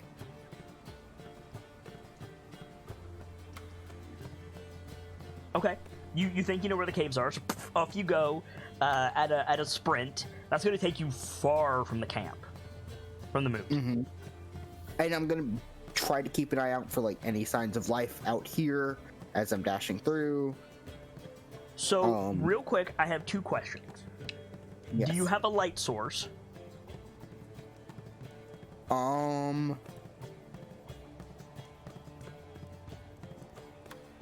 I have torches. Are they but lit? Have not lit them yet. You can't see. You cannot see can't outside see. the moot. Yeah. I'm pretty sure if I lit a torch, it'd be hard pressed to stay lit in the snow like this. You are literally blind without it. Torches are not waterproof, but they are weatherproof. Okay, I will have one lit. Hold it above me. Okay. My second question is, do you have a means to return a creature, a living creature? Let's see. I have the rope. I have large wolves. I'm pretty sure with Kilio's ingenuity, I can make a makeshift sled to like put it on and drag it back. Okay. So you make your way out towards the caves. What are you looking for? I'm looking for signs of life, any tracks, any. What is your intended target? Like, what is Kilio got in her mind? Like, I'm gonna bring back a white dragon. Fuck these guys. What kind of stuff lives in this area? Make a nature from check. Kilio's knowledge. Okay, nature. That's not a great roll.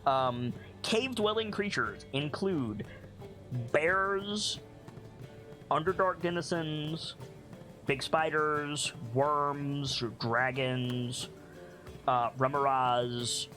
But what is around here, you don't know.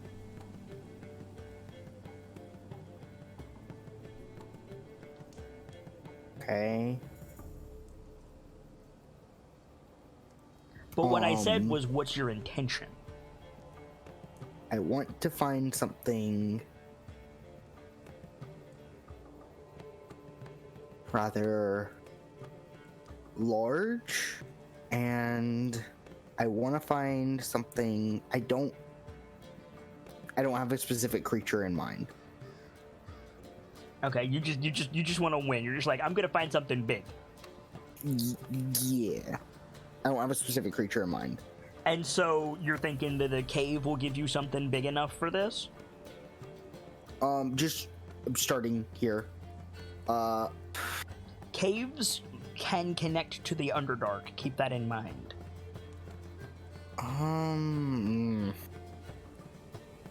Which is great if you're feeling confident. Bring back an Umber Hulk. I'm sure you'll win. Come back riding a boule. I don't know what either of those are. So I don't think down there is great. What else is around here geographically? I know there's 2 rivers, there's plains, and then there's caves. The caves area. You're in foothills. There's probably a like sparse forest.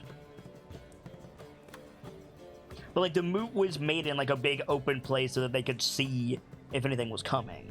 Yeah, so I want to go a bit further, and I have the advantage that I can move faster.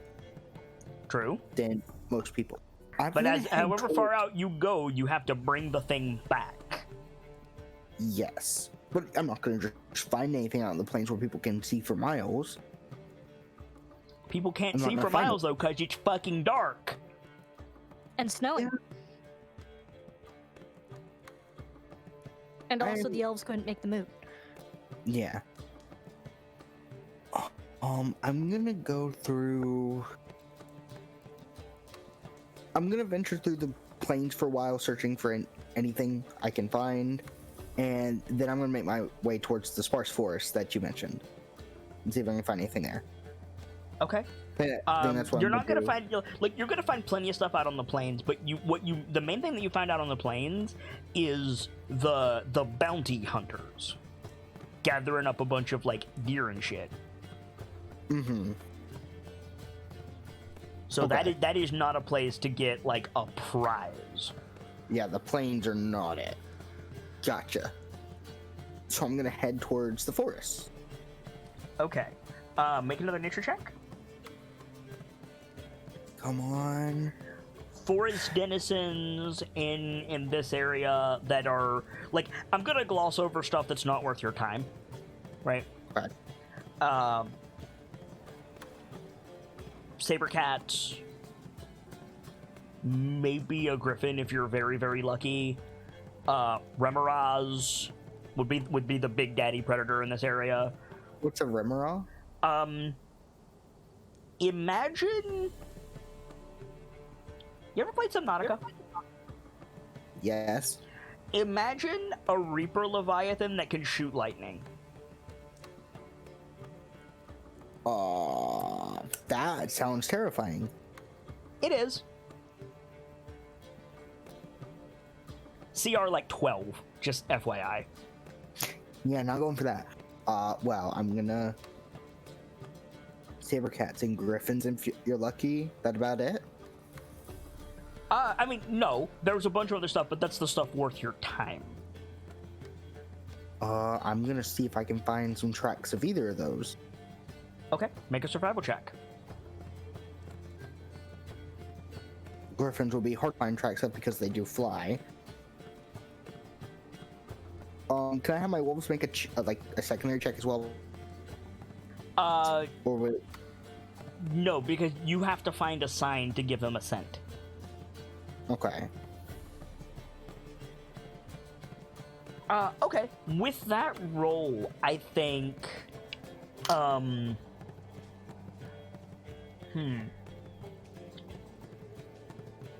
honestly was expecting you to go to the caves, I'm gonna be honest.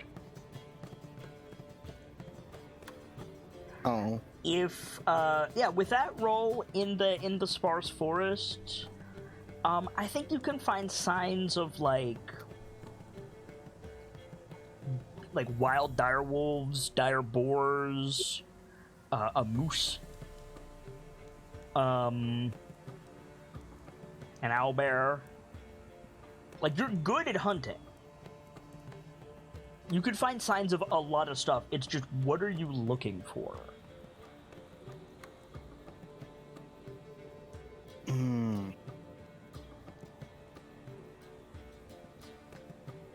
All of that sounds good, but not the level that Killia wants to get. So aside why from don't? the owl- So let's do this. Let's do this. Make just a straight intelligence check, and based on what you roll, I will give Kilio. Okay. What I was gonna say was give Kilio a thought, and how well you roll will depend on how feasible it is for her to get it. Mm-hmm. So that's a rather middling roll. Middling. Okay. So, something that is sure to get you a win if you bring it back. A wyvern, a remoraz. You might be able to get a giant spider. If you find a really, really big giant spider, like an ice web spider, might get you a win. An owlbear probably won't. Like, you can pretty much guess, like, one of the other hunters is probably going to try to get an owlbear. Yeah. And then it's a matter of, like, did anybody get anything bigger? And if not, who got the bigger owlbear, right? You don't have time. Yeah. You don't have time to get a prize specimen. You have to find something that is like itself Big by a class default. above the other stuff, right? Yeah. You said spiders. Ice spiders. I don't know a lot about their habitat. You do, but they're cave dwelling, and you said you avoided the caves. Okay, good.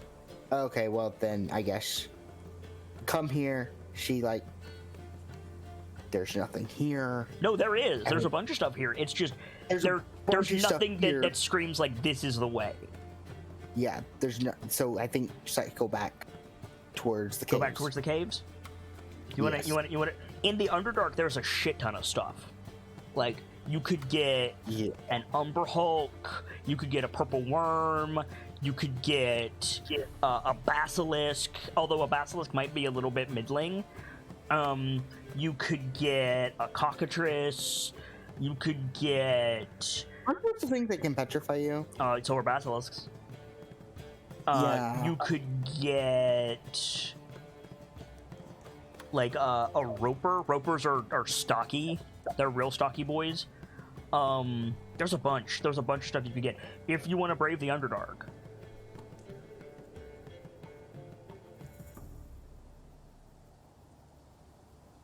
I'm gonna start checking for like signs of like early signs before I start venturing even deeper. Are you so you're going into caves and like looking around? That's what I'm hearing. Yes. Can you roll just a flat d20 for me, please? Okay.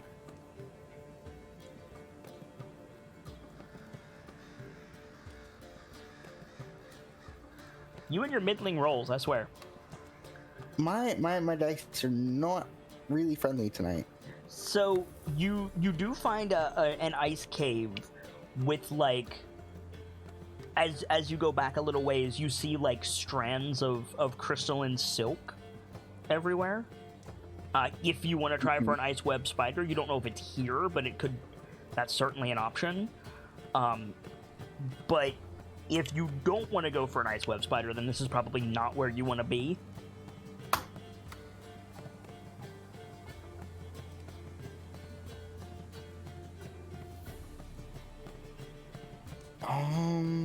Like, you need to commit to something, Nightfall.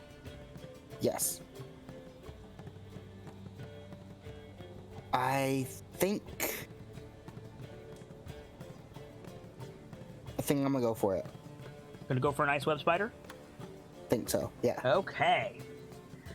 So you start venturing into the cave. The temperature drops even more than it normally would. Simply by virtue of the fact that the crystalline webs are giving off a frosty aura. Mm-hmm.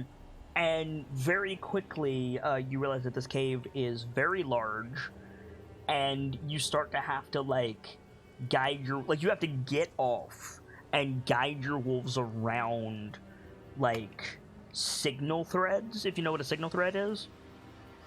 Yes, I know exactly what that is. Because I'm If you assuming you trigger wanna like not let the spider know that you're here. Mm-hmm.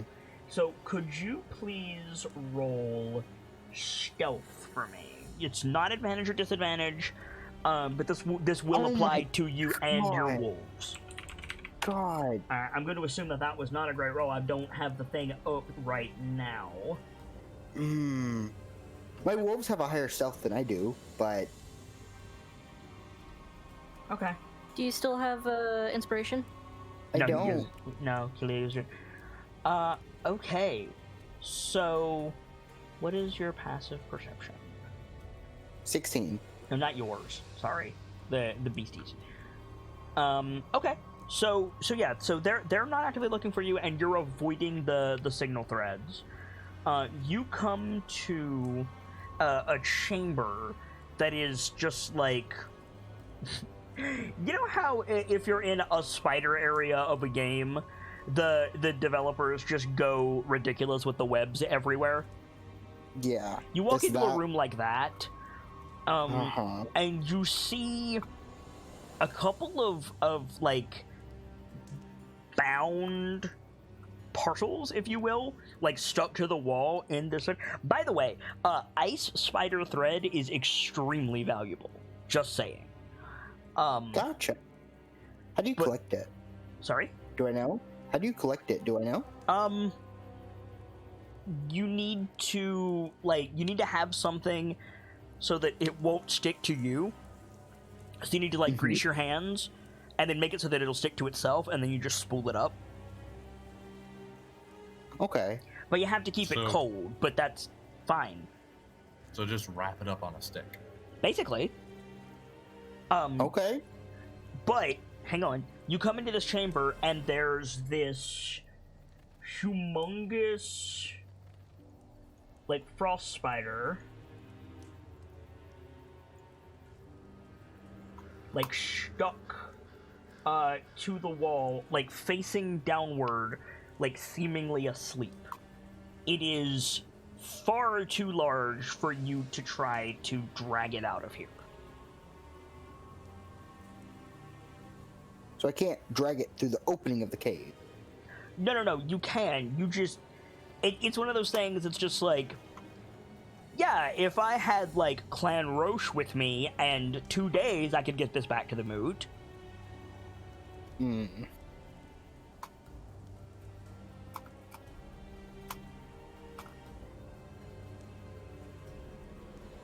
It's the same limitation that basically everybody else is dealing with, you know what I mean?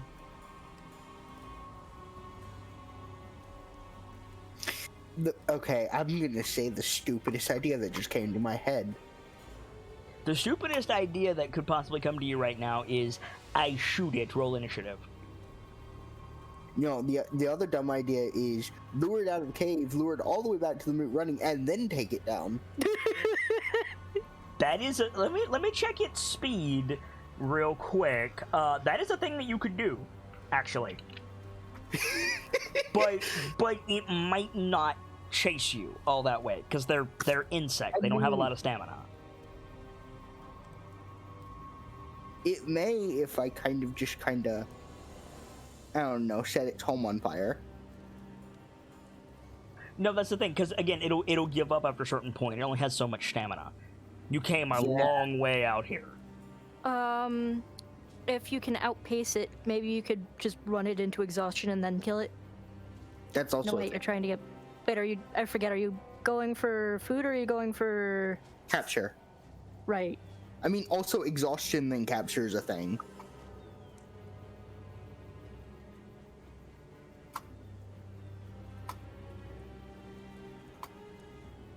There's also the parcels on the wall, don't forget.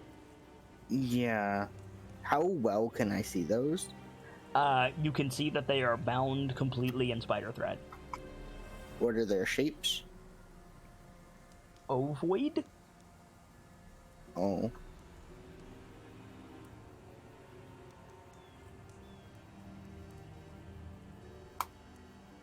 Can I get... How far away are they from me relative to the spider? The spider is directly above one of them. There's a couple more on the back wall. The chamber is, I would say, 60 feet in diameter. You're at one end, the spider is against the wall on the other. Think a Skyrim dungeon. Yeah. Do I know what those things are, aside from just ovoid shapes in the webs? You know that they are parcels of some description. Are they vaguely humanoid shaped? No, they are ovoid. Potentially. If you layer enough string on top, anything can be ovoid. That's exactly my point. It's impossible to tell. Gotcha. If you hover your cursor over it, does it say humanoid remains? No. Okay.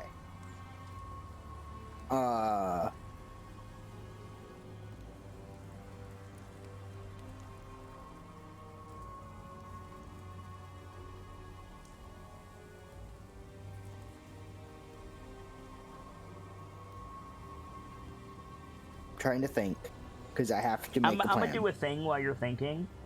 I just want to...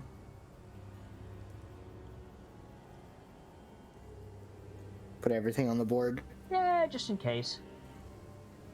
Okay.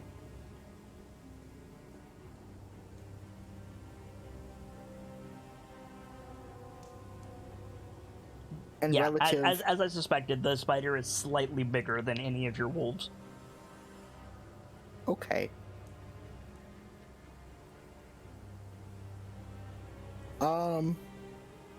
So this is basically a chamber. It's like over here. But did you say there's one like about here? Do you want me to draw you a map? Because I will. Yes, please. Okay. So, for the sake of it, big chamber. Spider is on the wall. Kelio came in leading the wolves. There you go. Ta-da.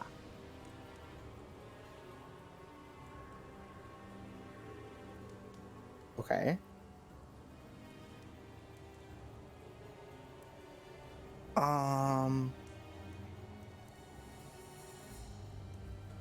And where are the parcels relative to That's me? almost 60 feet. I did good. They're on the wall. They're on the they're like on the walls, but Here on mostly the wall? Or mostly here? around the spider. Mostly here. Right there. There are a couple on the sides, but mostly around the spider. Where would the closest one be to me? Probably like here.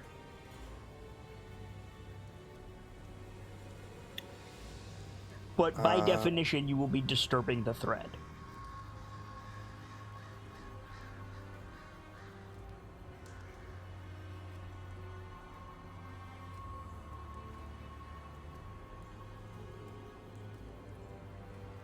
If I leave this one, will I have a chance to get something else? All of them are bound up in thread. No, I mean, like, if I leave the spider here, will I have a chance to go get something else? Probably not this episode.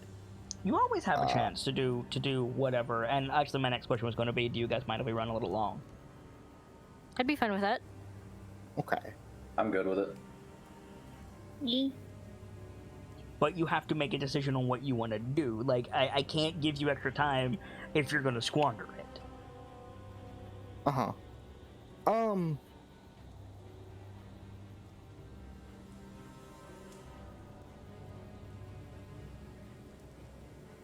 I think Kilio, looking at how big this thing is and the fact that it's insect, just her, the three wolves, it wouldn't be able to get back in time. Because I don't have a sled. I don't have a sled in particular. I can't Quote really the go. halfling. I could probably use Kelio's ingenuity to rig up a sled or something. I could, but this is like an order of magnitude larger than all of my wolves. No, it is an order of magnitude larger than a wolf. Your three wolves outclass it. I mean, would? Okay.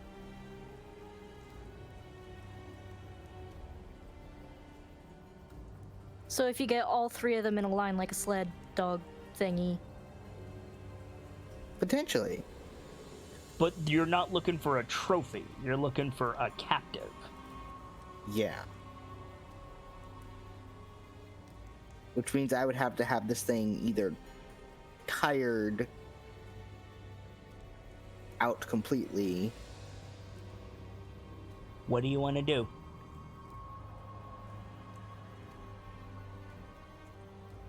Or tie it up. Plenty Yeah, of tie rope. it up. Yeah, I got 200 feet of rope, I believe. You're surrounded by a near infinite supply of rope, friend. Yeah.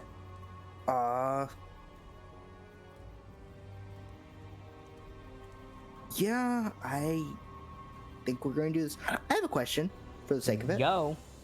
How does non-lethal damage work? per se? Every time you deal damage, you can choose to do lethal or non-lethal. If a creature reaches 0 HP from non-lethal damage, they are rendered incapacitated. However, if you hit it too hard, you can kill it. Okay, and define too hard? You deal too much damage on the attack that would render it unconscious. Gotcha. Okay. I think we're gonna do it. Just a question of how.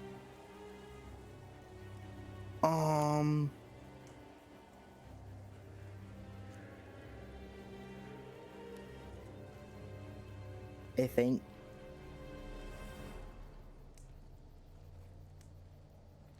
okay, so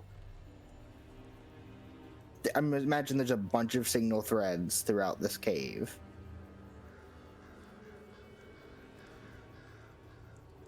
Seeing them through the torchlight could theoretically avoid them.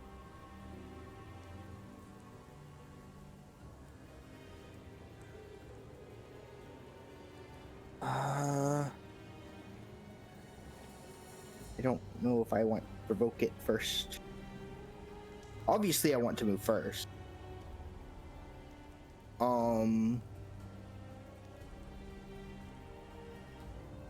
I think I know what I'm gonna do. Okay. I have another question because I have to ask this. If I take my arrow and touch it against like the torch, would that do the flame arrow thingy? No. No. It has to be a specific kind of torch. It has to be a specific kind of arrow, actually. Arrow. Yeah, that's what I meant. If you've got rope, just tie the torch to the arrow. That is also true. But no, That'd be the rope very is too thick. The rope is too thick. It would cause the arrow to fall to the ground. That's the same logic. That reason you can't really tie a rope to an arrow unless it's really powerful bow or really thin rope. Really thin rope is just thread, friend. Yes. Fine, really. Yeah. Twine was the word I was looking for, but I couldn't find it.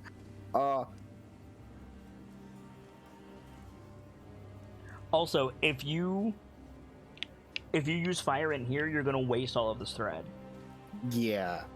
So I think putting the torch on the ground isn't really gonna destroy everything in here. Yeah, actually it will. There's thread everywhere. Okay. But if that's what you want to do, then fair enough. Really? Shoot bow and hold torch at the same time. Is it possible to get one of the wolves to hold the torch in their... No. In their mouth? No. It's dumb. It's dumb, he says. What about Sif? He holds a sword. Is that a thing I can do? Because I can't see to shoot. Is what a thing you can see with your torch. Yeah, but if I can't shoot to bow while holding torch. No, you can't. That's true. What were you asking? I was asking if the flame of the torch is going to stay at the end of the torch. I was going to ask if one of the wolf could just hold it with their teeth, but I said that's a dumb thing. I don't know if they could or not.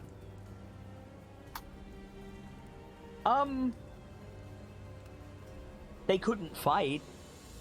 They couldn't fight. I would have to like take it back. I think you would have to put it in like a cigar. Like they would have to hold it from the bottom out the front of their mouth. Mm-hmm. Or to the side. No, I don't think so. From the side, I think from the side it would cause them discomfort and they drop it. Yeah. Okay, I think do that. Okay, who's on torch duty? Right now, I'm going to say it is Silver Pelt. Okay. No, wait, no. Yeah. No, wait, no what? No, that's... Silver Pelt is... I believe Silver Pelt is... the white one, I might be mistaken. Ghost Step is the white one. Ghost Step. Ghost Step's the one I want holding the torch. Okay. Is I'll that- put a little torture marker on Ghost Step. Boop. There you go. And so you're gonna fight the spider. Yeah, yes. Roll initiative Okay. So for your Kilio? wolves as well, please.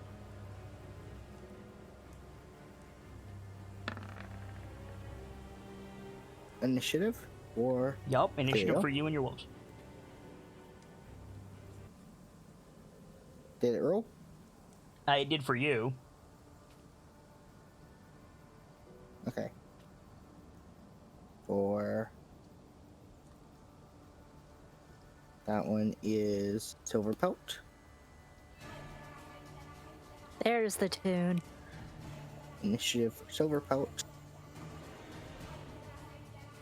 Initiative for Stoneclaw.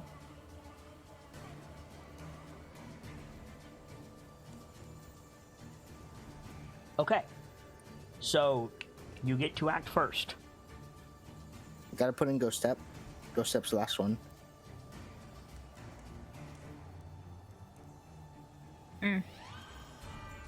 Okay. I think the only thing to do is to shoot. Shoot bow. the spider. Shoot the spider.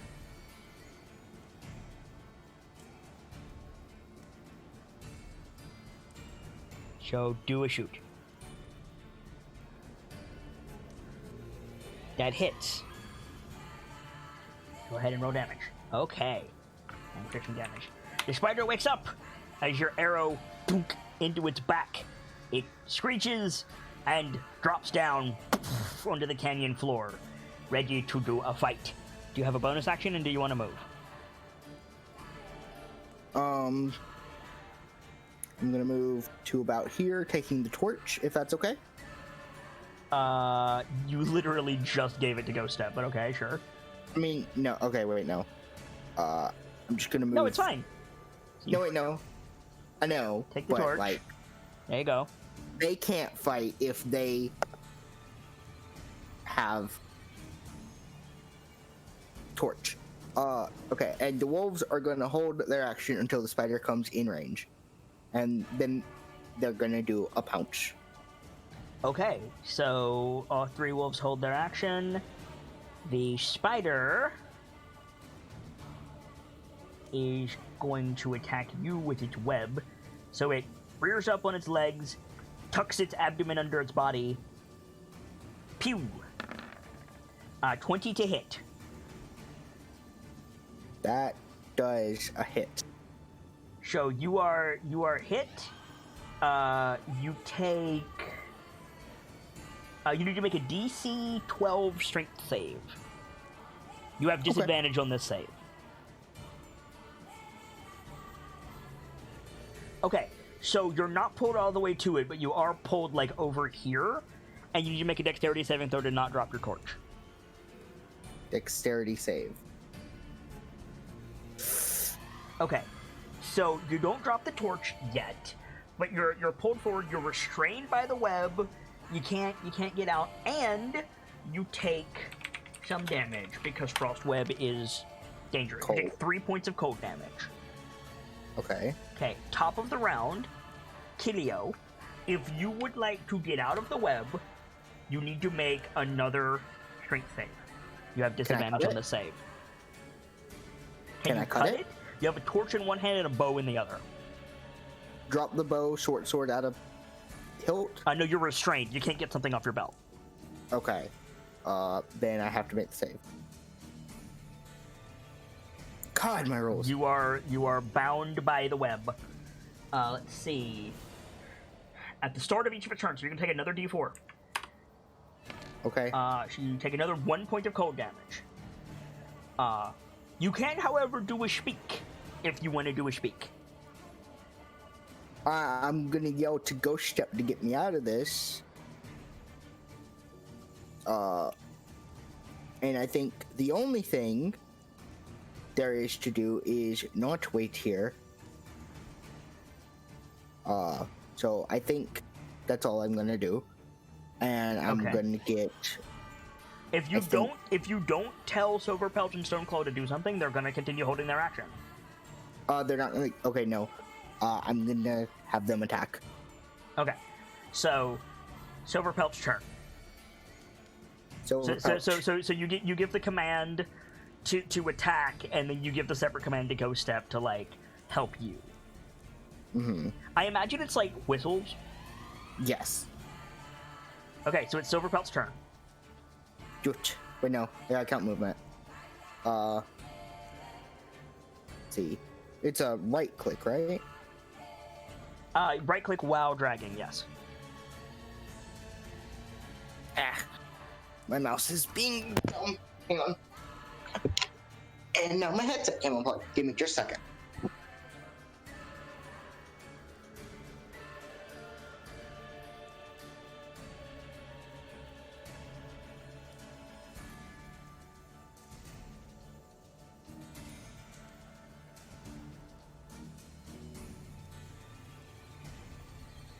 What's the speed of the boy? Because this is 40.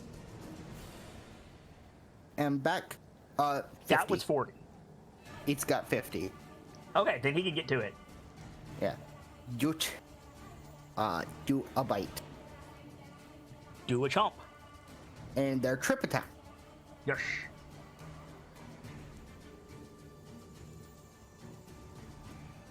That hits. The target of the creature must succeed on a strength saving throw or be knocked prone. Okay. Go ahead and roll damage. It passes with a 21. Oh, Jesus. That's Okay. a good hit, though. Mm-hmm. Okay. Ghost Step. Go step. Come up. Use their... Would it be more up to say use their claws or use their teeth to tear me free? Probably teeth. They don't have a claw attack, technically. Tear me free. Okay. Ghost Step needs to make a strength saving throw. Okay. Oh, that's a natural 20. Ghost Step takes 3 points of cold damage, but rips the thing off. You are no longer restrained. And Okay. Stoneclaw. Doot. Bite. He has advantage because he has an ally within 5 feet. Mm-hmm. That hits. Go ahead and roll damage. Good hit. That's another 21 on the save. Okay. The spider is going to... Let's see. First, I need to see if it gets its web back. It does not. Okay. It can't really retreat, because, like, I mean, it can try to climb up the wall, but the wolves would just jump on it. So it's gonna do a bite on Stoneclaw. No, who did more damage to it? Silverpelt. Silverpelt. So it's going to do a bite on Silverpelt. Which is 15 to hit. 16 armor class. Okay, so it doesn't hit. It does not have multi-attack, so that is that. It is your turn, Kilio. Okay. Since it only just started, I'm assuming it's not looking pretty weak. It's looking for an escape, actually. Oh. Okay.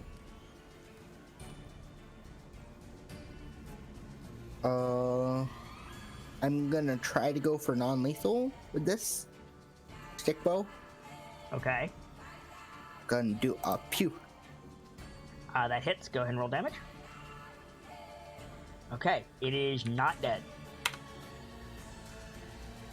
Okay. You can use your bonus action to give your pets an order. Pin it to the ground would be effective, like attack it, but attempt to pin it to the ground. Okay. Basically, don't kill it, just get Wrestle it it. down. Yes. Okay, so you can choose who does it between Stoneclaw and Silverpelt. They'll just make a strength save with an athletics check or a strength check with advantage, I'm gonna use Stoneclaw to do that because I have proficiency in strength, athletics. I mean. Okay, that's fine. The number to beat is 12. So you got 17. So they will pin it down. What is Ghost Step doing? Ghost Step is can't really squeeze through here, but just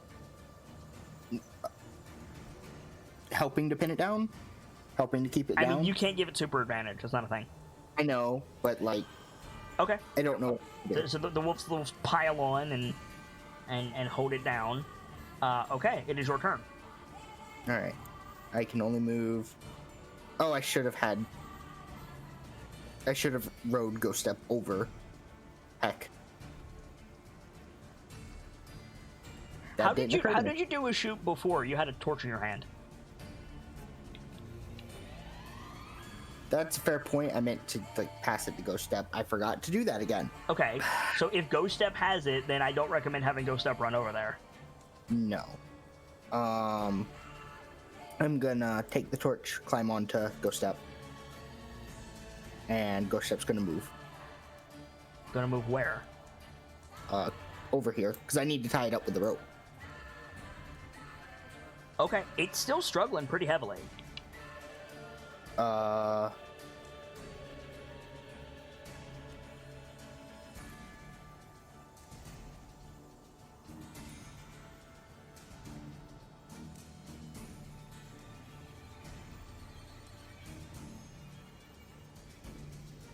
Okay, I'm gonna have...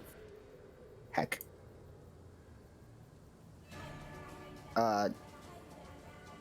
Can I hit it at it with the sword from here? Because it's Kilio's turn technically right here. If not, I'm just gonna wait till the next wolf's turn. Yeah, you can hit it with your sword. Go ahead.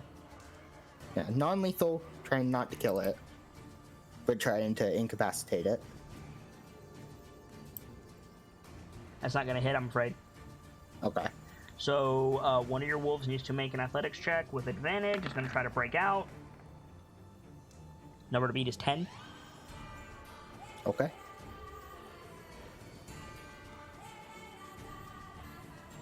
Okay, it's your turn again. Okay, I'm gonna bop with sword. Okay. Still doesn't hit. Nope. Make another save. Number to beat is 19. Who's making save? The wolves to hold it down. Ah. Because it's struggling to get free. Okay, it gets free. So it throws off Silverpelt and Stoneclaw, and it's going to make a leaping attack at you. Okay. Which is 18 to hit. That hits. So you get knocked off of Stoneclaw, or Ghost Step. It clears it, lands on you. You take 5 points of piercing damage, and you make a Constitution saving throw, please. 5 points of what type? Piercing. Okay. And then make a con save.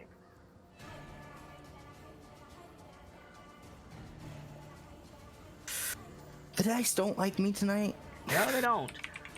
So that's going to be 8 points of poison damage, and you are pinned under the gnashing fangs of the spider. It is your turn.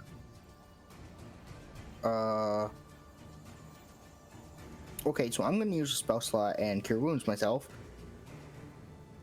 About what I got. Does Cure Wounds have somatic components? Actually, let me check. It may. You are pinned under a creature a great deal larger than yourself. Okay.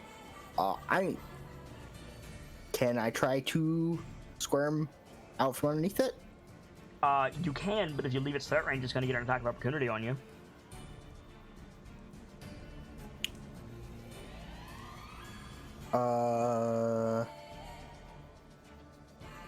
Okay, so I'm gonna hold my action, and I'm gonna command my wolves to get this thing off of me. So they're going to If you Cast say, at it. get this thing off of me, Ghost Step's going to drop the torch. Oof. Silver Pelt and Stoneclaw specifically. So you're gonna try to enunciate a clear order while struggling on the... Basically what I'm saying is make an animal handling check. Okay. The wolves will come, it's whether or not you can override Ghost Step's instincts. Okay. So Silver Pelt and Stoneclaw, like, jump on this thing. They're going to tear it to pieces, you understand. Yeah, but I don't have a choice at this point. Okay. So make an attack for both of them. First one hits. Go ahead and make the second one.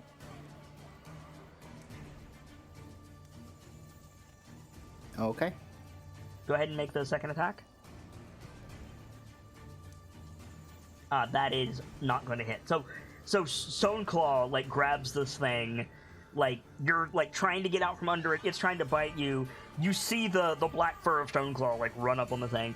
You hear that very specific, like, wolf lunging sound, right? That woof! And it, like, yeah, grabs it by the head and just tears its head off. The thing just goes limp on top of you.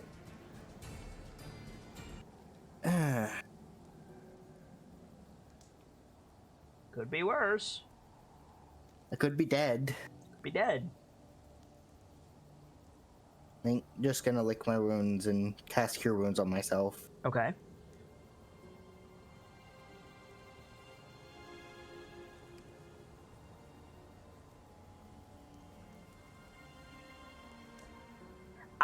I would call that a mistake. I would say Keelio is, like, wrestling with the fact that, like, I didn't handle that as tactically as I should have.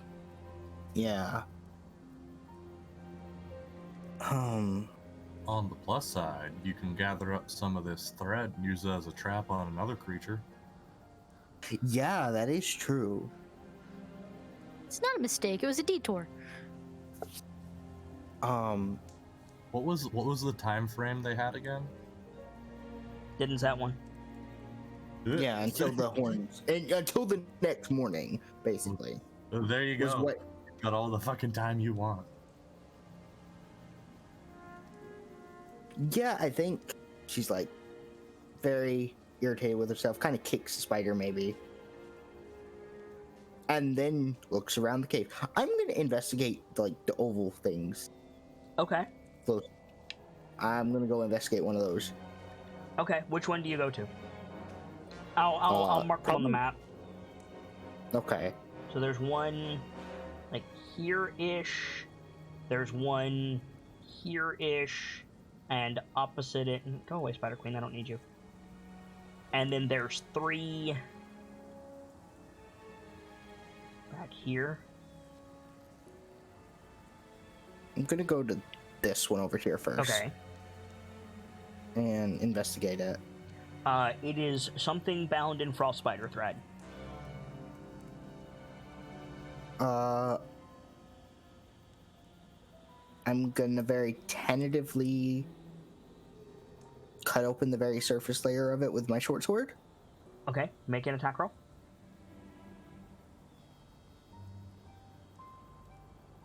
Okay, you sink your short sword into it. You cut away.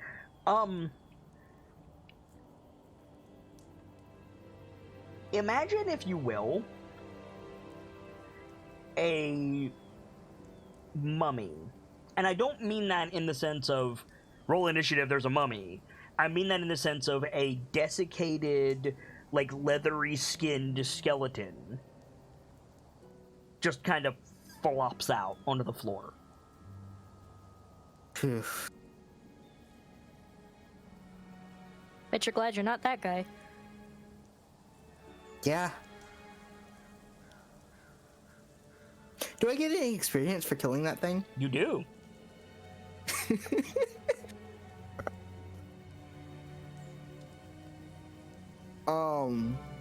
I'm very scared to investigate all of these because there might be, like, spider eggs. And then I might have a whole swarm upon me. Don't give the GM ideas. But I'm gonna investigate the next one. Okay. You gonna And do cut it it the open? Yeah, I'm gonna have Stoneclaw like right behind me. Okay. So you stick your short sword in and roll an attack. Nice. So you deftly cut away the thread, keeping your torch just out of immolation range, and it pulls back, and it's really hard. And you pull the thread back, and it's a solid piece of ice. And in the solid piece of ice, there's a thing. There is let me find the token, because there's a token in that ice. Oh. And I need to find it. That's not what I want. Oh no. Hang on. Yeah, here we go. You see this encased in ice. What is that? That is a juvenile. lovely. That is a juvenile purple worm, friend. That is just lovely. I'm assuming because it's frozen, it's dead. Hard to tell. You want to thaw it out and find out? Not necessarily. If it is dead, no loss there. If it's alive, hey, something for the tournament. See, this is great because if it's alive, you have an entry. If it's dead, you have an entry for the other side of the competition. We're on like 5 levels of winning here. God. Well, regardless of what happens, as long as I don't burn this whole place to the ground, I have a fortune in here. Yeah. If you can find it again. I'm pretty sure I could find it again. Forbidden cotton candy. So how big is this thing? It's just in ice? It is as big as the token. So it's a large category creature encased in probably another size category of ice. Okay, so that's a lot. That's large. I don't think I can get that out myself unless I thaw it out and then... It's technically smaller than the Spider Queen. I don't think I could get it out if I thawed it out. Is it like frozen ice crystal style? Yeah, it's frozen like the Tyrannosaurus from Ice Age. Easy, Nightfall. Just tie a rope around it and have one of your dogs hold the rope. The fact of the matter is, Nightfall, Keelio is not sure she can thaw it out. But someone at the moot might be able to. Something you can certainly try. Yeah. Is it like a free crystal or is it just? Yeah, in the it's wall? bound up in the thread. It's like suspended here. The spider drug it in and bound it up. Guess cut it completely from the web. Okay, so it lands on the floor of the cave, and there's a big like rumble. A crack forms like in part of it, and you see its like insectoid eye like turn towards you. Oh dear. Okay, so it's alive. It is alive. So good news. You got an entry. Got an entry. So now I gotta figure out how to get this thing back. Is the question. Just tie it up with a rope. Tie a rope around it and have one of your dogs drag the rope. If it's ice, but if I break it too much, it's gonna break free of the ice. If it's ice crystal style, there's not much out there in the field aside from big fuck off rocks. How big is the crack that formed in it? Big enough to wake it up. Okay. So what you do is you get a broom and you you sweep the path ahead of it like curling, so it slides nice and easily. God. I think I'm going to like.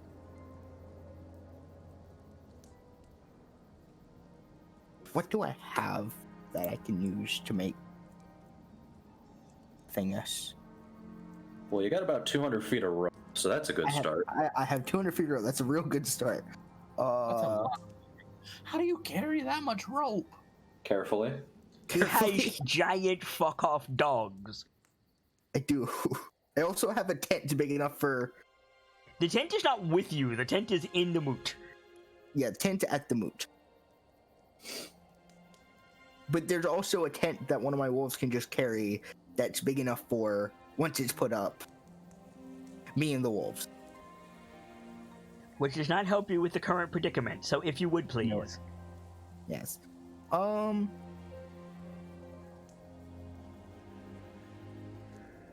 Okay, so I think I'm gonna very quickly. I'm gonna check what's in this one. Oh my god! All right. I know, dude. Yep. Make your short sword attack. Binge. I want to know what I want. I'm not checking these three because like those three in the back are like obviously exacts because it was guarding them. Okay. This one is probably just like dust and scraps of fabric. Is there anything on them? Or are they just fabric? It's fabric that like disintegrates when you try to touch it. Like, and I'm not trying to be an asshole GM. What I'm saying is, whatever it is, it's very old. Gotcha. So this place is just old. Okay. Time to start figuring out a way to get this out of here. I think the first thing is, I'm gonna tie a rope around its center. And okay. So let's see. It's technically huge with the ice, which means it's 3 by 3 by 3 squares. I think, is that right, Gracie?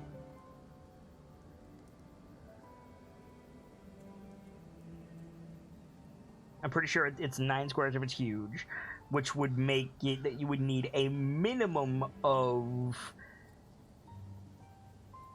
50 feet of rope to get around the damn thing. Got that. Okay, so you tie it up, you knot it, and then what? I think I also have an infinite supply of rope in here, so. Yeah, the difference is it's sticky. Yeah, that is true. But I'm gonna. Let's see.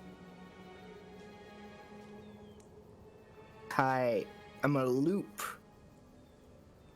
I'm gonna like. You know how like.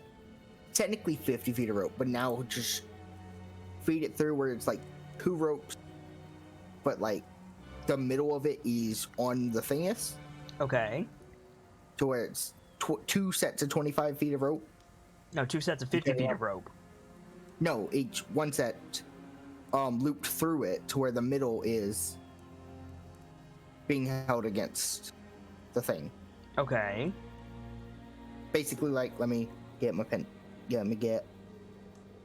Basically, like this. Okay. So you're using 100 feet of rope. No, that's.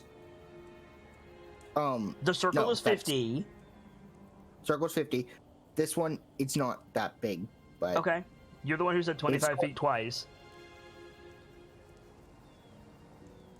Yeah, it's 50 feet of rope. Yeah, okay. So it's 100 feet of rope. No, yeah, that's 100 feet of rope so far.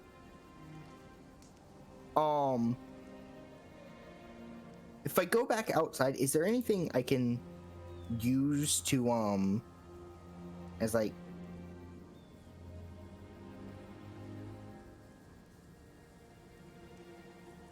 Is there... Okay, a secondary question. Can I... I'm still waiting on your primary question. Yeah. Primary question. I need to get something to use as a sled. Is there anything in the surrounding area that I could particularly use if I go back outside and look around just here?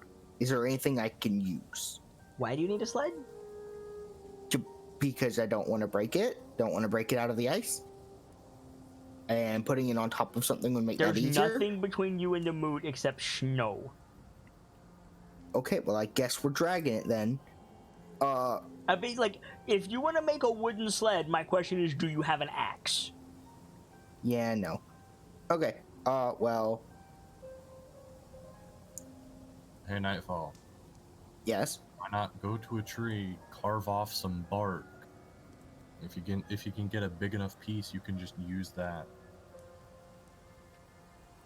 Well, It won't be the sturdiest thing in the world, but it'll take some of the shock for your rock. would that work? You'd need a big. It's basic. Have you ever drugged something, usually like a baked good, by the parchment paper underneath it? That's basically what Gamesy is describing on a larger scale. It wouldn't be easy, but it could. It would work. confer a bonus. Okay. Do you have a means to collect that bark, though? It's not the finest tool, but I do have the short sword, and I have my own. I have a hunting knife. Well, it's really just a knife. But Make a so I can survival cut- check, DC 17. DC 17. Nope. Okay. There's so there's no suitable trees nearby. Yeah, because I went to the caves. I left the forest already. So I guess with this setup here, this one here, I guess we're dragging it. All right. Athletics check with advantage because your wolves are working together. Okay. So with that roll, easily you manage to haul the worm sickle out of the cave. I have 2 questions for you, Kilio Wolfwalker. Yeah, Do you pick up your bow? I would, and put it over me. Okay. And second, are you walking? I'm helping. I'm not letting the wolves do it. Well, Right, no, but I'm are you helping. walking or are you riding? How high is the snow? Probably chest height on you.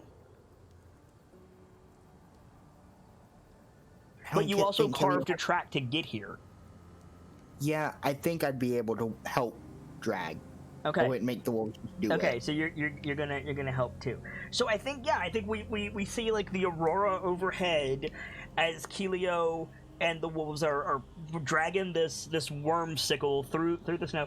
We see the lights of the moon in the distance, and we hear like the music like come in for the outro, and right before we do, like a low flying harrier, a white dragon flies over Kilio's head towards the moon, and that's Oh! Fuck you!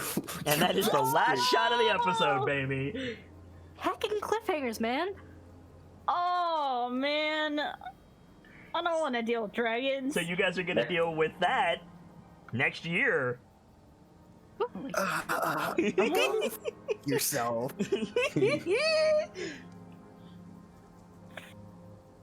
Go fuck yourself. So let's do I some really should have seen that coming. Let's do some shout outs, shall we? We all seen that coming. Heck you, Bard. I ain't do nothing. You know exactly what you did. I ain't do nothing. So, Nightfall, give us a shout out. I am Nightfall the Kitsune. I do stuff and things around when I'm here. I play Kilio Wolfwalker here, and on Sunday nights I play Percival Averil, the wizard. If you like what I did here, go there and see more what I've done. I have not streamed in the last recent months, and I don't foresee a future where I do in the next coming months. Did you have fun tonight? I did. Go fuck yourself, Bard. Cool. Cookie, give us a shout out, please. Hello, it is me, the Cookie, also. But everywhere else. I am a looker for kit stuff. If you ever need to discuss things about things or just want someone to talk to, one of my platforms. I hope that you had fun tonight, Cookie. I had a good time jumping in puddles. Good. Gamzee, give us a shout out. Ladies and gentlemen, as always, I'm Guy Gamzee, the bot in training, gaining a little more experience with every single show. I do so hope you've enjoyed this one. And if ever I'm needed, you can always find me on Discord, in DMs, or on Twitter at the Homestead Homie. Or, you know, maybe if you find a kobold, you can get them to bring me a letter. We'll see. Heyo. Wolf, give us a shout out. Hi, I'm Night Miss Okami, aka Wolfie, and I do stuff and things, and I'm part of the admin team. And if you ever need help, just give me a poke. Birchmila, finish us out, please. Hey, I'm Birchmila. Heck you, Fox, for that cliffhanger. I do Art Things for Kids channel, and I also love tabletops. So if you like either of those things, give me a poke. And for my part, as always, I am the sharp-eyed Kitsune, the teller of tales and the weaver of mysteries, the masked bard. This is a channel that is devoted to lore and storytelling, world-building, role-playing, and discussions of those things. So if that's to your fancy, you're in excellent company here, and I do hope that you enjoyed your time with us. I stream every single day that my health permits me to do so, though my health has had me over a rail recently. But we are rolling with advantage in 2020 and beyond, which is 2 chances to catch a given stream. This has been Dice-Icive Action Voices of the Mountain, our weekly, although we have some stuff coming up that's going to put it on a brief, hopefully brief, hiatus with Christmas on the 24th, and then our New Year's game taking up the week after that. We will be back with more of this game in January, as soon as possible in January. So stop by if you want more of this adventure. I'm happy to bring it to you. I will be back on Saturday, hopefully with a return to normalcy, with my health being better and all of that good stuff. So I do hopefully hope that I will see you all there for more DL-Cember, our special event where we're looking at stories that we finished that have had content updates that we want to take a look at. So do stop by, and I do hope that I will see you. For the next tabletop shenaniganry, it will be this Sunday for Into Waterdeep, featuring the Nightlights, a module playthrough of Waterdeep Dragon Heist going into Tyranny of Dragons afterwards, which there's some draconic tyranny raised its head tonight. Stop by if you like tabletop role-playing games, or if you don't know if you like tabletop role-playing games, we'd love to have you. For now, it's time for me to get out of here, but as always, I'd like to leave you with these parting words. From myself and my keepers, and those joining me on the stage this evening, to all of you, the regulars, the followers, the newcomers, and the lurkers, whether you're just having a seat by the fire or you've got a running tab at the bar, remember, there's always more stories to tell. And hopefully, I'll see you all next time, as we find out what the dragon wants with another episode of Voices of the Mountain and a new chapter.